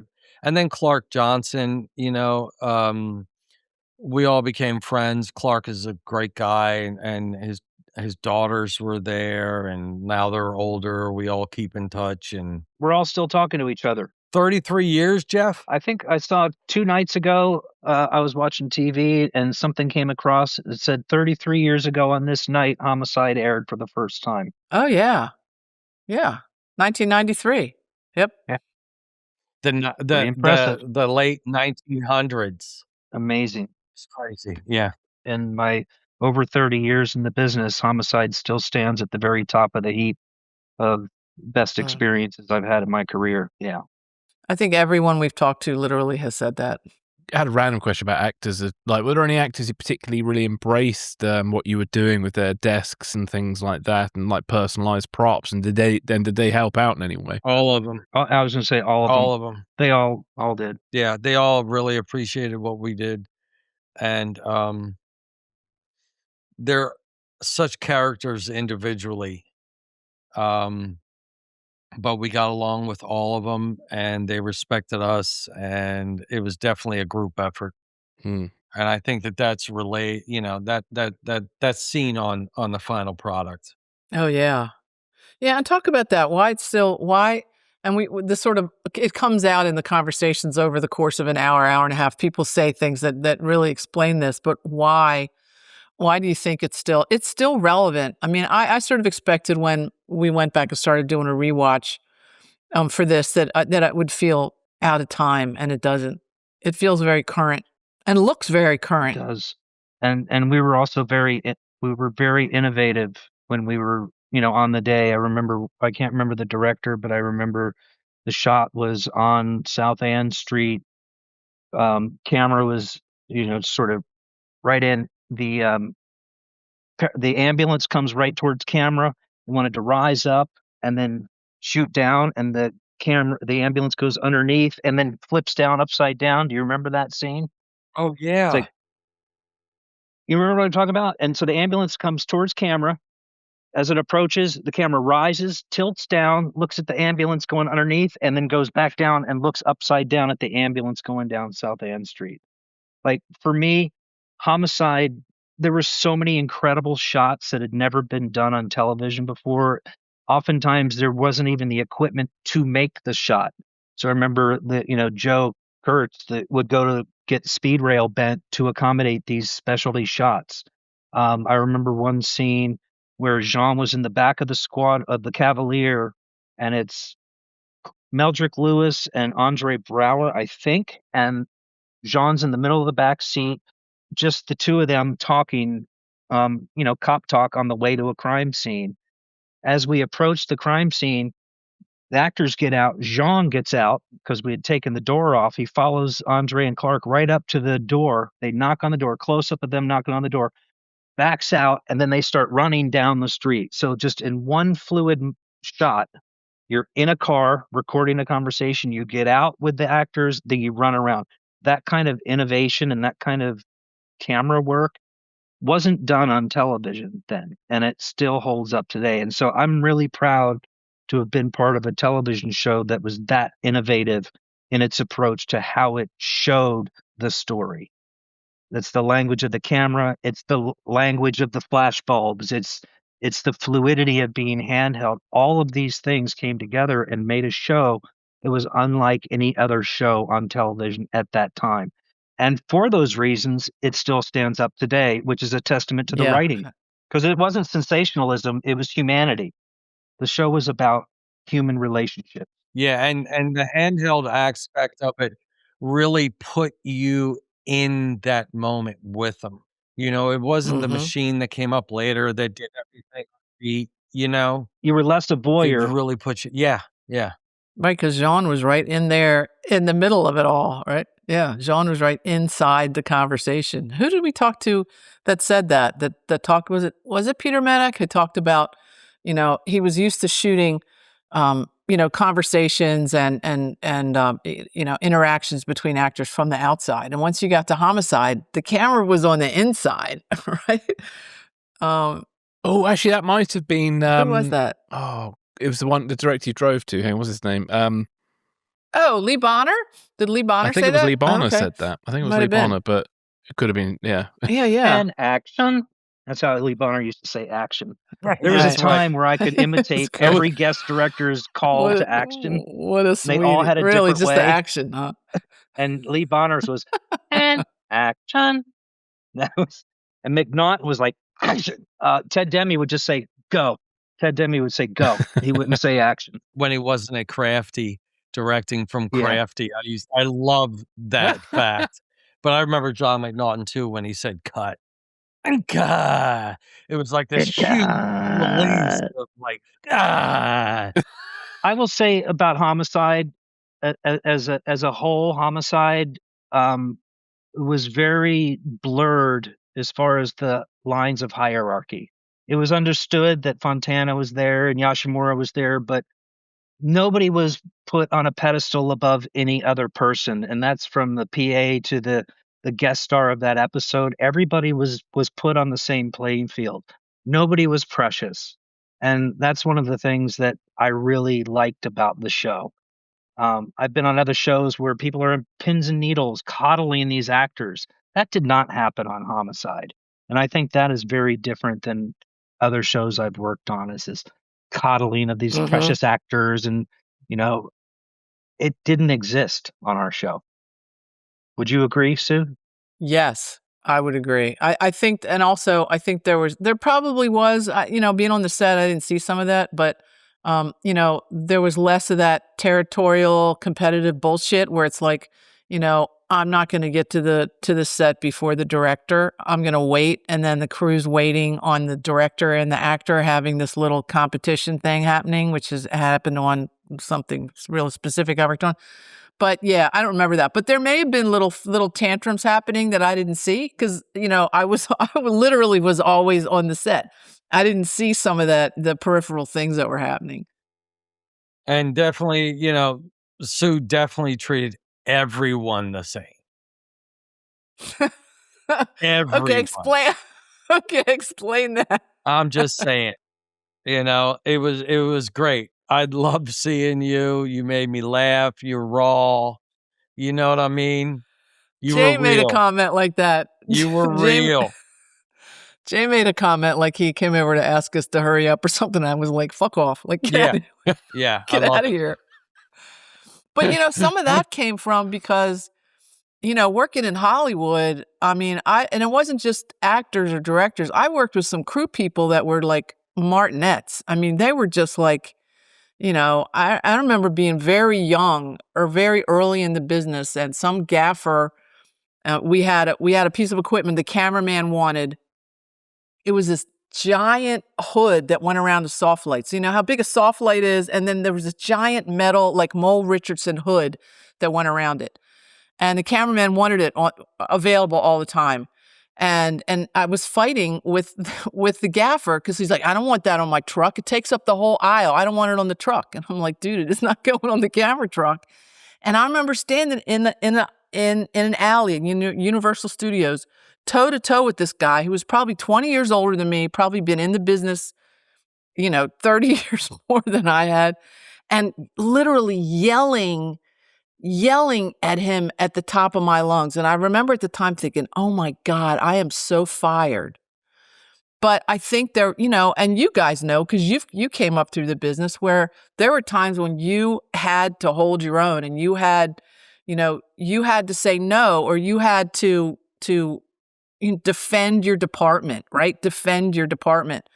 And if you don't, you're not going to be there. You're not going to have a good reputation, or any of that. So, and I also credit having a big brother and growing up with a big brother and sort of learning how to take care of myself that way somehow. I don't know, but it's funny people say that. Yeah.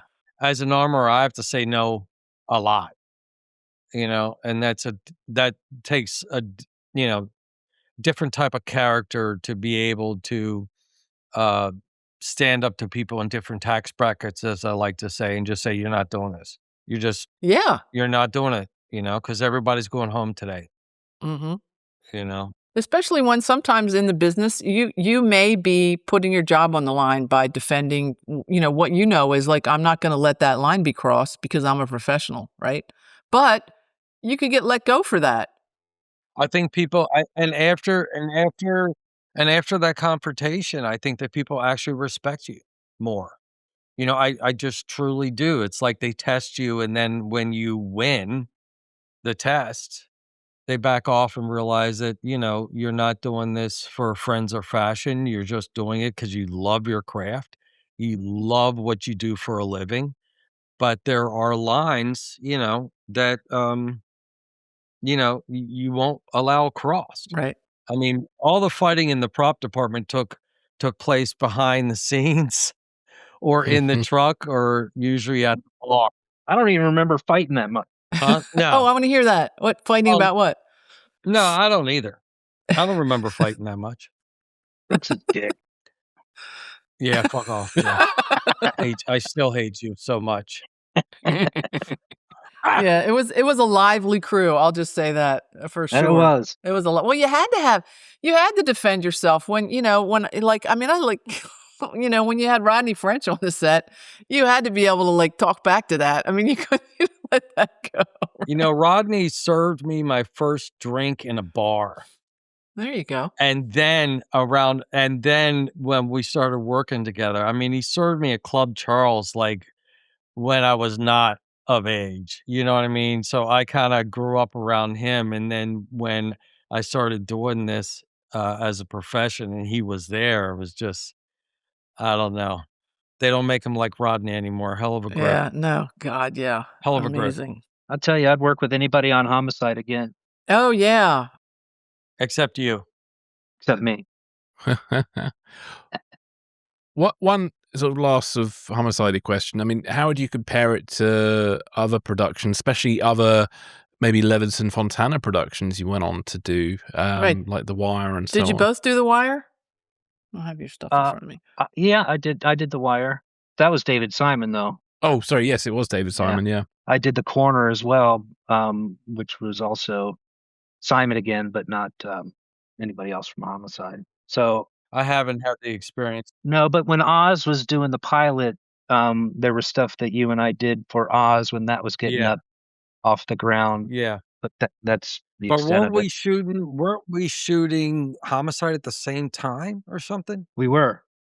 Yeah, they were doing the pilot. Yeah, it overlapped a little bit. Yep. It overlapped. But there was something that we had to provide. And I remember in the squad room where the hallway was, where the grips hung out, that particular part of the hall, there was something we built over there for Oz, and it might have been a jail cell scene or something long time ago. Yeah. And what was it like when Law and Order came to visit? What was that? Did that present any challenges for you guys and props, especially when the actors then had to go to New York? No challenges. They sent us their stuff. We sent them our stuff. Seamless for us. And just seamless. you know. And how did that work? You packed up like Rubbermaid tubs or anvil cases, and somebody drove them up, or they got flown up, or how did that work? The transfer? I believe that we packed up They were FedEx. costumes, Right. and it was a package that was sent up there. Yeah, via train or FedEx or something.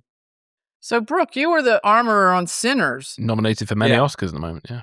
and Jeff, what have you been working on most recently? You guys want to talk about anything recently or coming up? You got going on? After Homicide, I started production designing. So I've been doing production design exclusively since 2010, full time.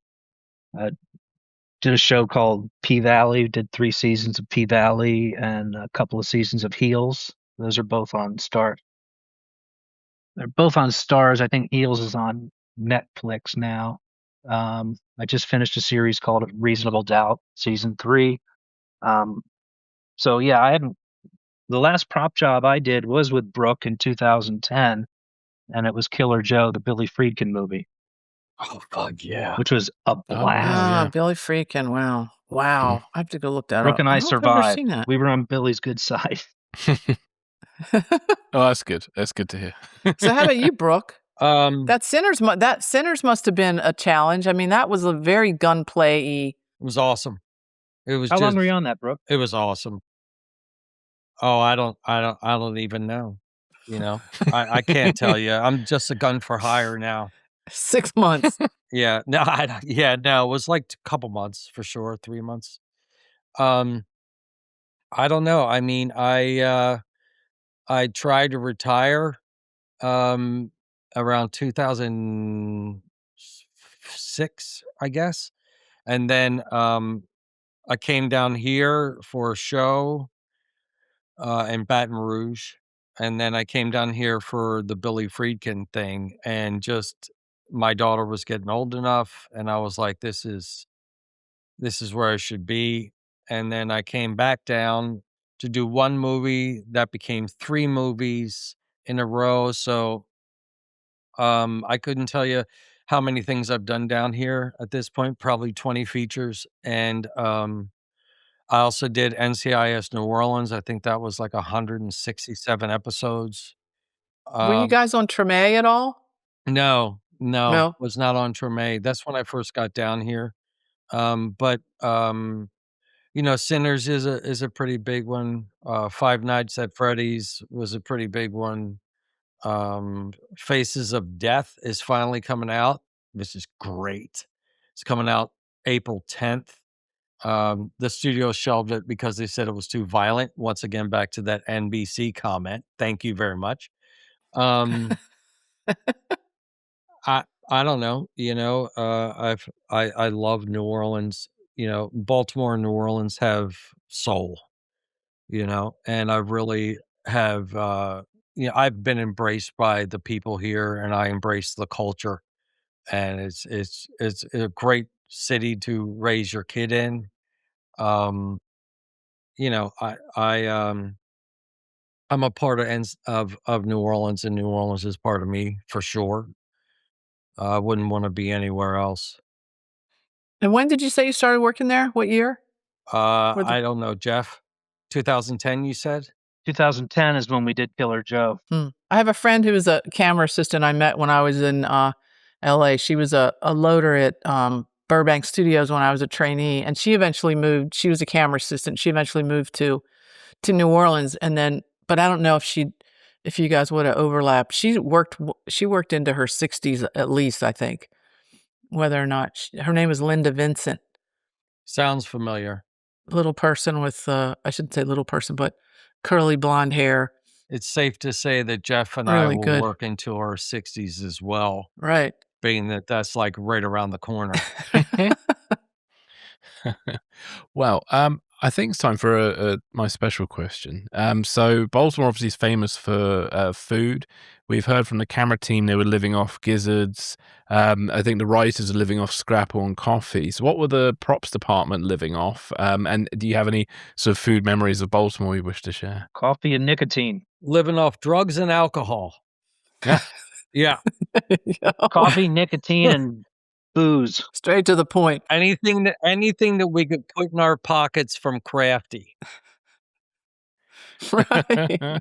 No, I mean, like, Jeff and I would tear it up. So, I'd say a lot of liquor and nicotine. Any liquor of choice? Jameson Irish whiskey, my friend. Oh, yeah. Yeah. Oh, yeah. Good The choice. sweet nectar of life, right? Yes. Ishki Baja. We love the Jameson. I have some right on there on the shelf. Maybe I'll have some after we finish. No. Any food memories? I know a lot of people talked about. Well, you worked at the Grind, Jeff, and people talked about the granitas and the fact that we had this amazing coffee place right next to our set. You know, it wasn't like, you know, you had this like really special caffeine. Hey, Jeff, I mean, we can't forget Jimmy's. Yeah, love Jimmy's. You know, Jimmy's that took care Diner. of many a hangover. I mean, it was cheap. It was good. Yeah, go over there and just get a burger the day after, you know, for breakfast. Yeah, I also like Bertha's mussels.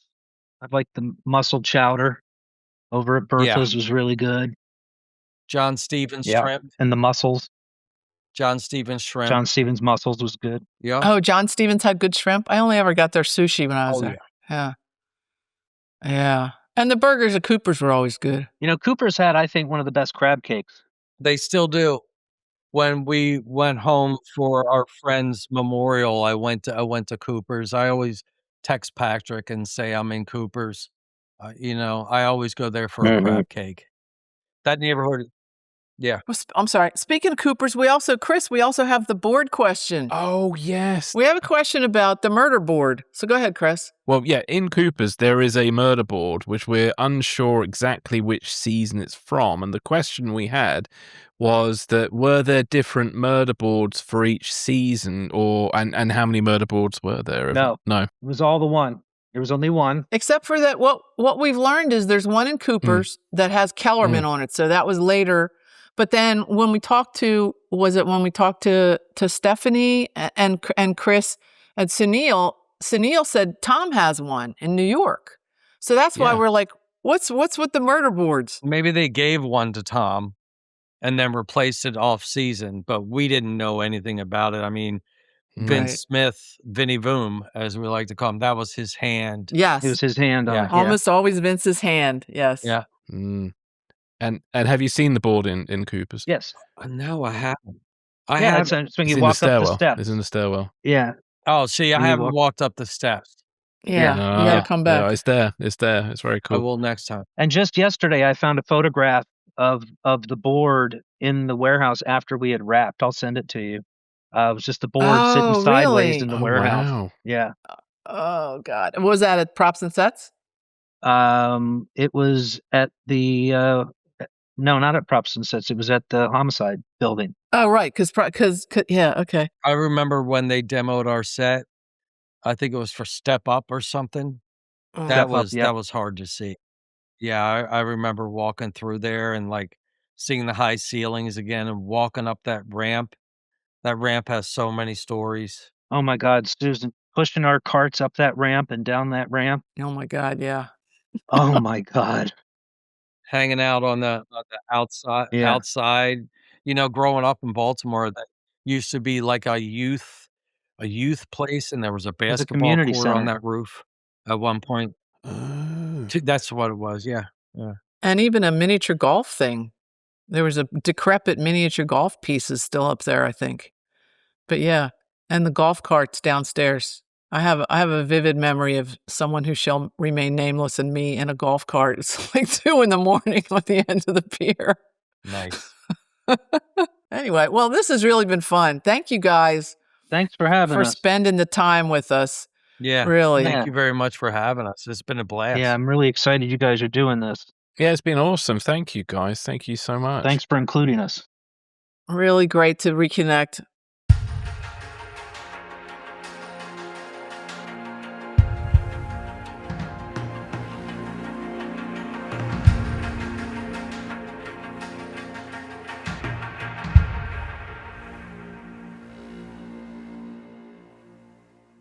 that was Brook and Jeff. I want to just say thank you again to Brook and Jeff for your time. And that was a really, really fun interview, really interesting, some great insights there.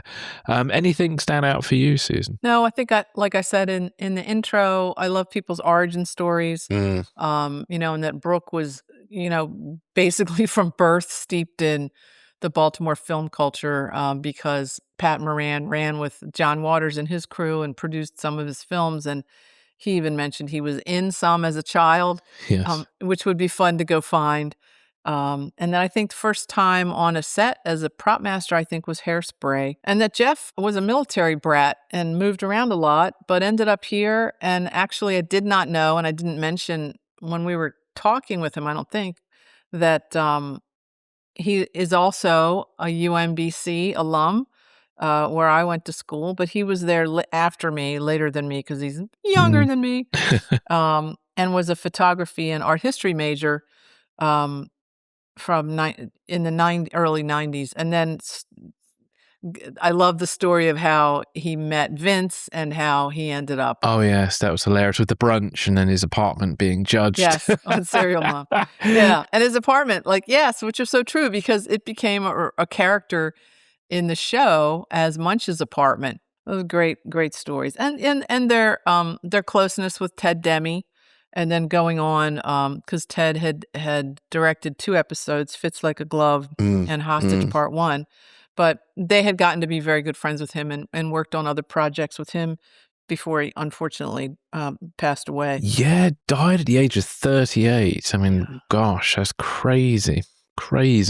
Yeah. Yeah. How about you? Any standout interesting things you learned here? Well, I love the William Friedkin quote that Brooke brought up about all these props tell the story and they help the characters know where they're coming from and where they're going. And I think that's such an important thing there because people assume that props are just there to sort of decorate things and look nice. And also there's an attitude that they bring up as well that some people see props as just going to be there for a moment, it's not very important. But they both reminded us that props will always be burned on film forever. And so you've got to take it seriously. And I really enjoyed the chat about how the props were placed on characters' desks to help tell their story. So you had Ballard's Space Needle because she came from Seattle, and then you had Kellerman's fireman helmet, Crossetti's desk, which his drawer apparently didn't want to go into, and various other things. And also how the props can help motivation. So you had that story about Melissa Leo was struggling to find a reason for her character to go to a particular part of the set, which I'm assuming the director asked her to do. And then it was Jeff who came up with an idea of why doesn't her character receive a fax that relates to a case she's currently working on. So it's amazing the power of props. And it kind of really made me, hope that there are other prop people out there who are just as passionate as Brooke and Jeff, because they sounded like 2 people I'd love to work with one day, because they really obviously know all about what they're doing and they have a really nice philosophy and they understand the importance of their job and they take great pride in it. So that's really, really nice to hear. But everybody on Homicide took great pride in what they do. And I think that's what makes each interview so rewarding to listen to, really. And I also found Jeff's history with working at the Daily Grind quite interesting, and the whole 223 Club. That was funny. The whole unemployment thing there. And then Richard Belzer and the camera, and where Richard Belzer was, no pictures, and Jeff says, oh, please. I found that really funny. And those interactions, and then to end up on the show. And I totally agree with you on the, I love this passion, this background philosophy, which everybody we talked about how they approach their job and why they love being in the film business, but why they particularly loved what they did and what department they ended up in because of their specific interests. Or if they just happened to end up there, how much they loved and enjoyed and found meaning in it. And I thought it was interesting, that idea that the props live forever and that they are important. I loved the story about, and it actually reminded me of a story I remember about people talking about Michael Cimino when he directed Heaven's Gate. So I love the story Brooke and Jeff told about, open a drawer and there were items in the drawer that the viewing audience might never see, but the character sees them and knows they're there. and it informs their history or makes them feel more deeply about their character. But there's things there that help sort of cement that character for the actor. And I know people complain to no end after Heaven's Gate, which was a huge bomb, but I hear people talking now about what a beautiful film it is. But he was my brother's a Civil War reenactor, and they call them stitch counters, which are the people that have to have everything exactly historically correct. And Cimino said, the petticoats, which you never saw, had to be a certain material and had to be historically correct. Everything in the stores, in the cases, had to be original historical artifacts like watches and things like that. So, and at the time, that explanation that Brook and Jeff gave really made me think about that, and that there is a continuum. It's not just a thing on the set as background. It is a thing that relates to the theme of the film and the characters and all that, which I thought was cool. And I also thought about, I think I was a trainee, and I'm not sure what show it was. My brain is telling me it was a show called Second Family Tree with Ann Archer and James Spader when he was like 16.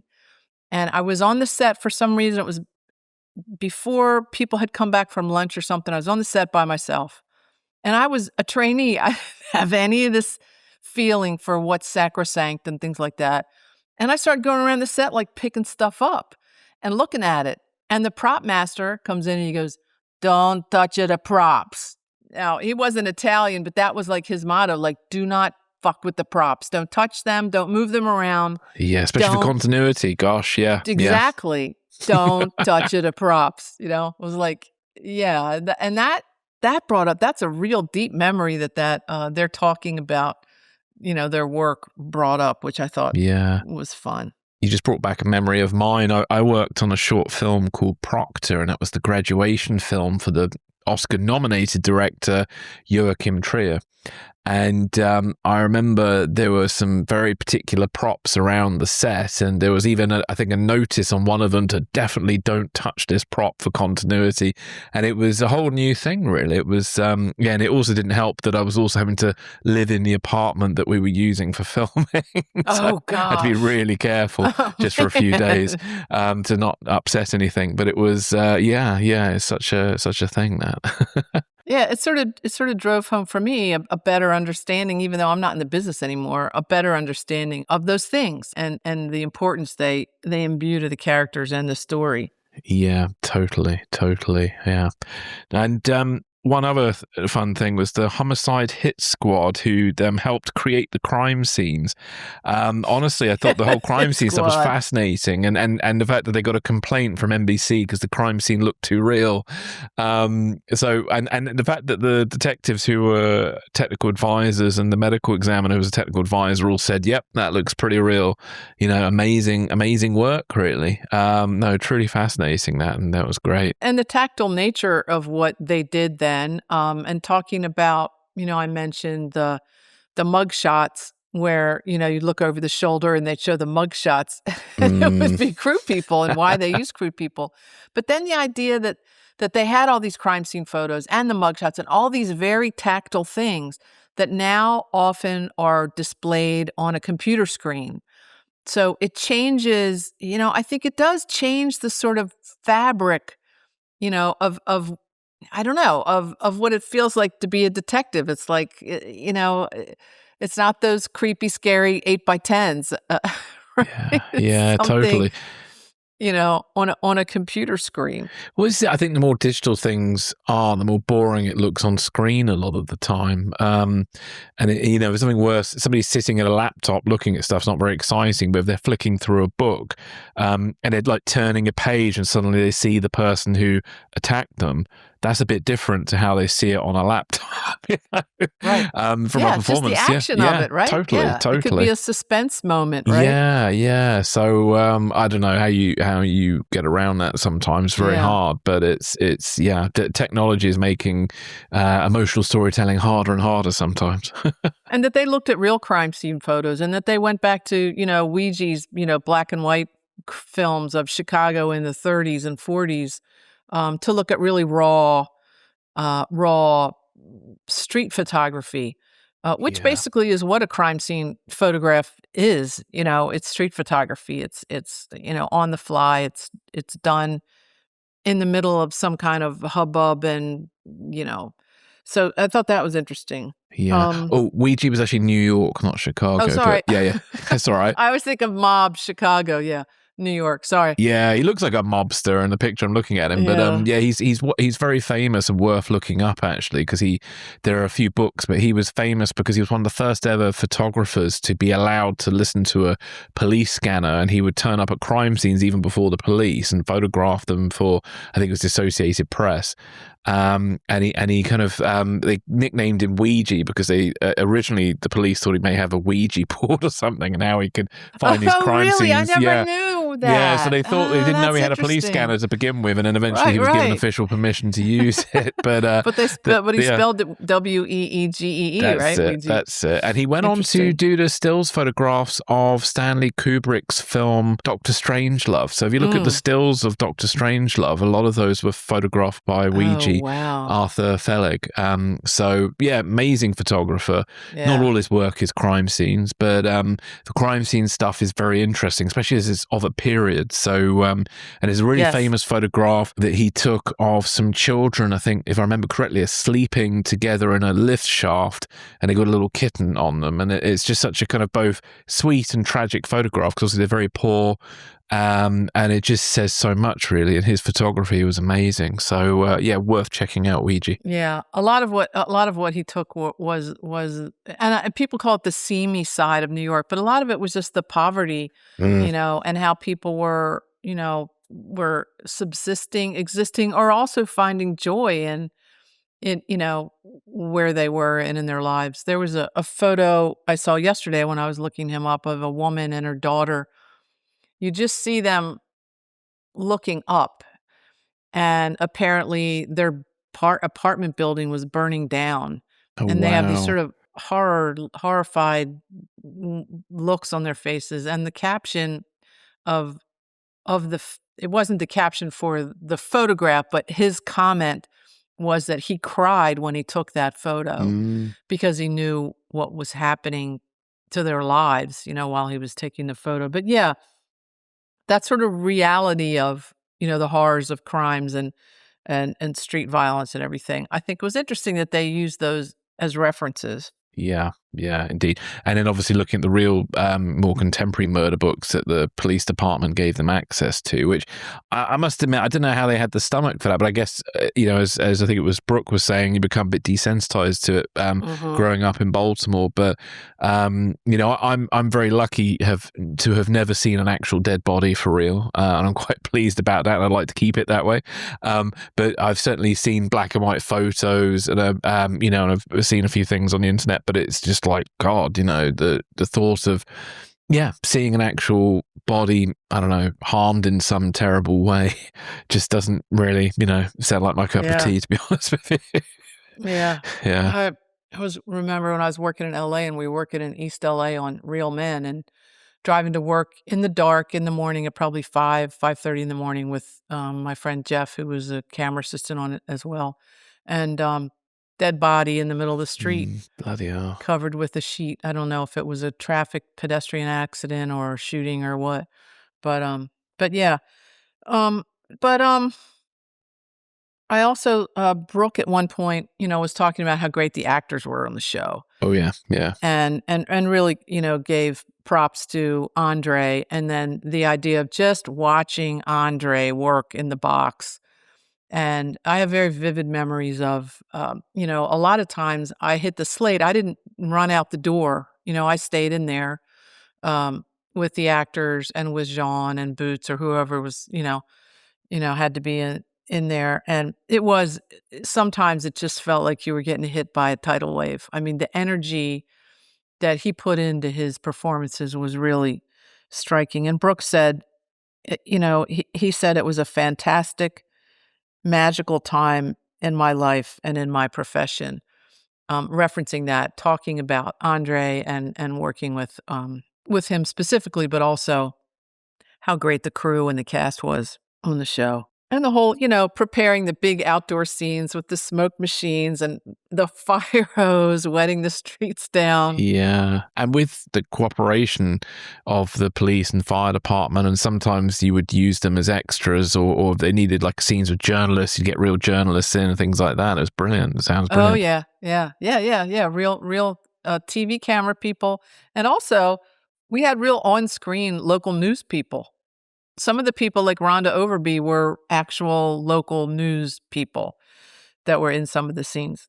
And then their memories of working in the morgue, the real morgue. I declined. I had the opportunity to go into the freezer where the dead bodies were. And I was like, no thanks. Because it was enough just being in the morgue. There were, and I know everybody on the show that had to go on the set remembers this, that there were shelves and racks and racks and racks of glass jars with body parts in them. Wow.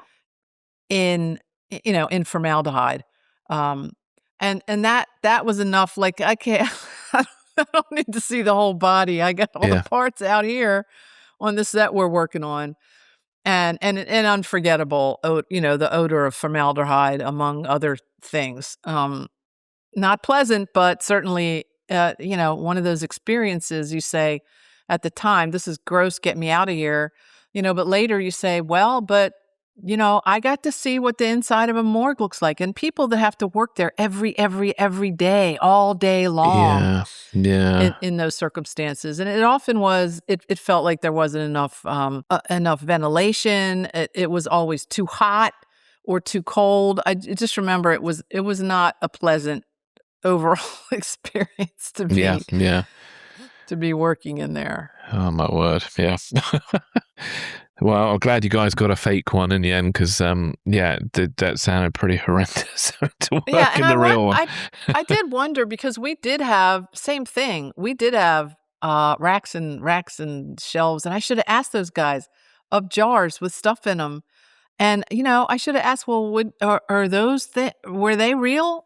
I don't, where did they come Good question. from? Well, I'll have to email them and ask and let you guys know. Yeah. And back to that, skipping ahead, back to the Ouija idea, where Brooke talked about having the old school flash bar with the old school flash bulbs that worked really great, and using the old school one because the glow and the flash lasted longer and worked better as persistence of vision, right? With the 24 frames per second. Yeah. It wasn't a digital flash trying to catch the right frame to get photographed. The flash lasted long enough to read right on the screen.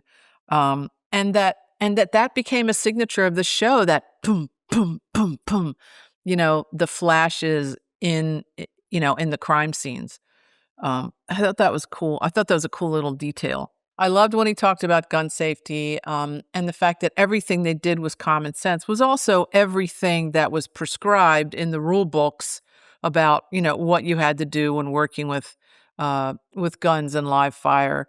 And also I thought it was interesting that he said he's been on some shows where none of the guns on the show will be firing or working, but that they are all checked out before they go to the set, checked out after they come off the set, and when they're locked up. So there's, even with guns that aren't supposed to be firing, there's somebody there making sure they're not going to be fired, that there aren't projectiles in them, that there aren't blanks or full loads or, live rounds in them. Well, yeah, there should never ever be a live round on a film set ever. From what I understand, in the very rare cases where they need to film a shot of a live round being discharged, it'd be done with a second unit where the main crew and cast are not there. It would just be a specialist, shooting that gun, and it's very rare that would ever happen because you have other things that can create that effect. There's no reason to have live rounds. No. I mean, without going too much into Rust, I mean, that was one of the problems on that film set, is the gun that was being used as both a prop was apparently being used in the lunch breaks for target practice. So it was an actual antique gun, from my understanding, that people were then using live ammo on their lunch breaks, which is just insanity. Beyond the pale, as they say. Yeah. So it's And on other shows I've worked on, and I do want to explain when Jeff or Brook talked about the dust bunnies. What they mean is there's a projectile in the gun that's a blank, but that has dust in it, so that when it hits whatever you're focused on, let's say you're shooting a part of a wall being hit or a corner of a wall being shot off, that when it hits that, there's a little explosion of dust to give it a more visual. Bit of a note to that. That's somebody off camera firing that dust bunny. It's not the actor, is it? Because and it wouldn't be done with the actor. It would be done totally separately with a close-up on the wall, completely away from, not connected to what was happening on the set. Yeah, because they're using a kind of glorified paintball gun to fire it out. Because I've seen it on I remember there's a really good behind-the-scenes documentary about The Fugitive with Tommy Lee Jones. There's a really famous scene where he shoots at Harrison Ford and you see the bullets hitting the glass, and that's all done with that kind of you described it as a glue gun. I can't remember the name for that projectile. It was like a rubber projectile. Glue balls back then. I don't what they were. Yeah, and they would fire them at the glass to create that effect of the bullet hits, and it was brilliant. And you see it on that documentary. You see how they work. So it's on. I think it's on YouTube somewhere now. But and if you watch the reference it again, Scarface. Yep. In the scene where Tony Montana gets shot at in the nightclub and runs out of the nightclub, that scene is his stuntman running ahead of the special effects guy with the air, and they are air guns, with the air guns shooting the glue balls or the hard plastic projectiles at the mirrors and smashing all the mirrors behind him as Tony Montana, as Al Pacino's stuntman, runs out of the nightclub. And that was done with a person in the scene, but it was a stuntman, and I'm sure he was, I'm sure he had Kevlar and whatever on. And the the projectiles were coming behind him, and all the mirrors, because the whole place, all the walls were covered with mirrors, which was a nightmare. Yeah. Which was a nightmare for the cameraman, John Alonzo. But everything was on gimbals and things, as they could change them and move the reflection. Although there was one shot, if you look really closely, you can see Brian De Palma reflected in one of the mirrors in the nightclub scene. But that was one of the probably few, if only, instances where I saw live fire, not from a gun, but from an air gun, with a person, so you would have the effect, and they're all the mirrors smashing, as he ran away. Scarface is also famous for something else with guns, other than the amount of guns on screen and the amount of firepower. But there was a special device, and I can't remember the name, that synchronized with the camera so you could photograph the muzzle flash properly. Yeah. I'd love to know how that works, but that sounded fascinating. That's bringing back a very vague memory, and how did we do that? And it would have only been with the machine guns, and maybe it was only with my little friend gun, the giant rocket launcher thing. Oh man, that was the M16. It wouldn't have been with every gun, because no, it would have been like the Ingrams and the Ingrams, and there were Ingrams on that show, which was pretty funny. Ingrams and Uzis, and often, and people who've been on sets know this, that when you're doing a shot where there is blanks being fired, the operator, they'll do a shot, and the operator will say, "I didn't see any muzzle flashes," because they missed them all in the 24-second, spinning And then you'd have to do it again until you got a couple muzzle flashes. I can't remember what it was called, but it was some special synchronization technique that was used on Scarface, and it was famous for it. And I think it was the first film to ever do it. Because if you look at that film, the muzzle flashes are insane, actually. I don't think I've ever, except for maybe some episodes of Miami Vice later on, but not many shows really caught muzzle flashes quite in that way. So. Right. Interesting. Yeah, and I did also, as far as guns go, Brooks' comment that the idea of having the blank go off in the room with the actors instead of just having a digital muzzle flash and a dead gun, that gun going off in the room, like he mentioned, creates compression, creates an impact and all that. And I think it really came through when Tony Lewis talked to us about being in the room during the scene where Luther Mahoney gets shot. Yeah. And that her reaction was not a staged reaction. Her reaction was a reaction to the actual gun being discharged in that room that was basically glass and marble. So it's the sound was going to be really harsh. Oh yeah, guns are loud. I mean, yeah. I've shot some guns, and when I was younger, I used to own a blank gun, and stupidly didn't use hearing protection once or twice. And my God, the sound, it sounded like a tank going off, Yeah, and interesting. So this back and forth in the industry about whether we still should be using some live fire in some instances to retain the impact of what that does on a set or in a scene with people, and obviously it would be quarter loads or half loads, or would never be a full load blank. I don't think. I should have asked him that, but yeah, that's like too much. Yeah. Well, this is it. I think one of the big issues is partly driving that away from the Rust incident, which was terrible. I think the other issue that came up was the fact that a lot of productions are trying to rush things these days. Right. And so then there's I guess, if you don't have to worry about blank guns, firing blank rounds, it's just one less thing to worry about, which makes it a bit easier for everybody. But I'm in the camp of, I think in certain situations, a gun that actually fires is much better than one that doesn't, just because it looks better, and I think that affects the performance. Because I've seen some movies where, or even TV shows where the gun is clearly I don't know, it doesn't fire anything, and they just do this sort of jerking action, and then their body itself doesn't react like it would if you fire an actual gun. So it just looks a bit phony. Right. How do they duplicate? Like, they should get trained. How do you duplicate the recoil on a gun that's trying to kick itself out of your hand or off your shoulder or whatever? But yeah, that was a really interesting discussion. And once again, at the end, they both said that the show was the best experience of their careers, which is just always, it's always neat to hear. And everybody has similar explanations of why. The fact that they were, a lot of stuff was being made up as we went along, because so much of what we were doing was new and groundbreaking and different, and new techniques and new pieces of equipment had to be invented and put in use, as we shot the show. So that was cool to hear that. And their memories and your favorite question, their food memories of powered by Jimmy's. by lots of things that they probably shouldn't talk about. but the Jameson's whiskey at the end there, good nod to that.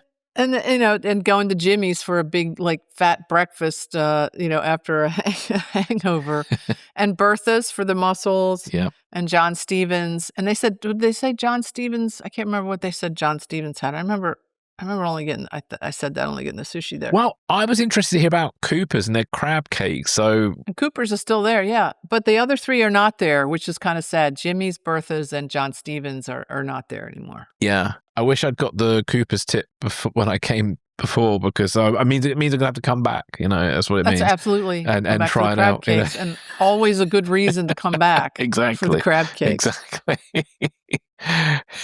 For sure. Thank you again to Jeff and Brooke there. It was a really great chat, and I hope you all listening enjoyed that, and found some interesting tidbits in all that. So no, thank you. Yeah. And as always, I like to mention, maybe we'll get a sponsorship from IMDb at some point, but go to IMDb and look at Brook's IMDb page and look at Jeff's IMDb page. And you know, I was thinking the other day that you can be so overwhelmed by the numbers of things there are to watch on TV. But like, if you go and look at the IMDb pages from our guests that worked on the show, that went on to these amazing careers, you have this great list of all this great stuff to look for. You don't have to like go think about, oh, who did somebody say that was a good movie? It's like, go check their stuff out. Yeah, and Brooke working on Sinners. That was good. Yes, yeah. Brooke. I mean, that's nominated for an Oscar. That was a hell of a gun show. Yeah, lots of guns. Yeah, and that they worked on with Bill Friedkin on Killer Joe. That's what I'm going to go look at first. Yeah, I'm going to watch Killer Joe. I've not seen it yet. So yeah. I think that's free on Tubi. So you know who we do need to get a sponsorship from? UNBC. Yes. Because good God, almost everybody on Homicide came from UNBC. Or Towson University, but mostly UNBC. Yeah. Or at least you should be invited to give a talk and talk about how everybody from Homicide came from UNBC. Well, you know what? The kids these days don't remember the show, so who's going to come listen to that? Oh, no. We'll make them remember it. You know? Yeah, that's right. Oh, brilliant. Cool. Well, thank you, everybody, for listening, and we will catch you on the next episode. Take care. Bye-bye.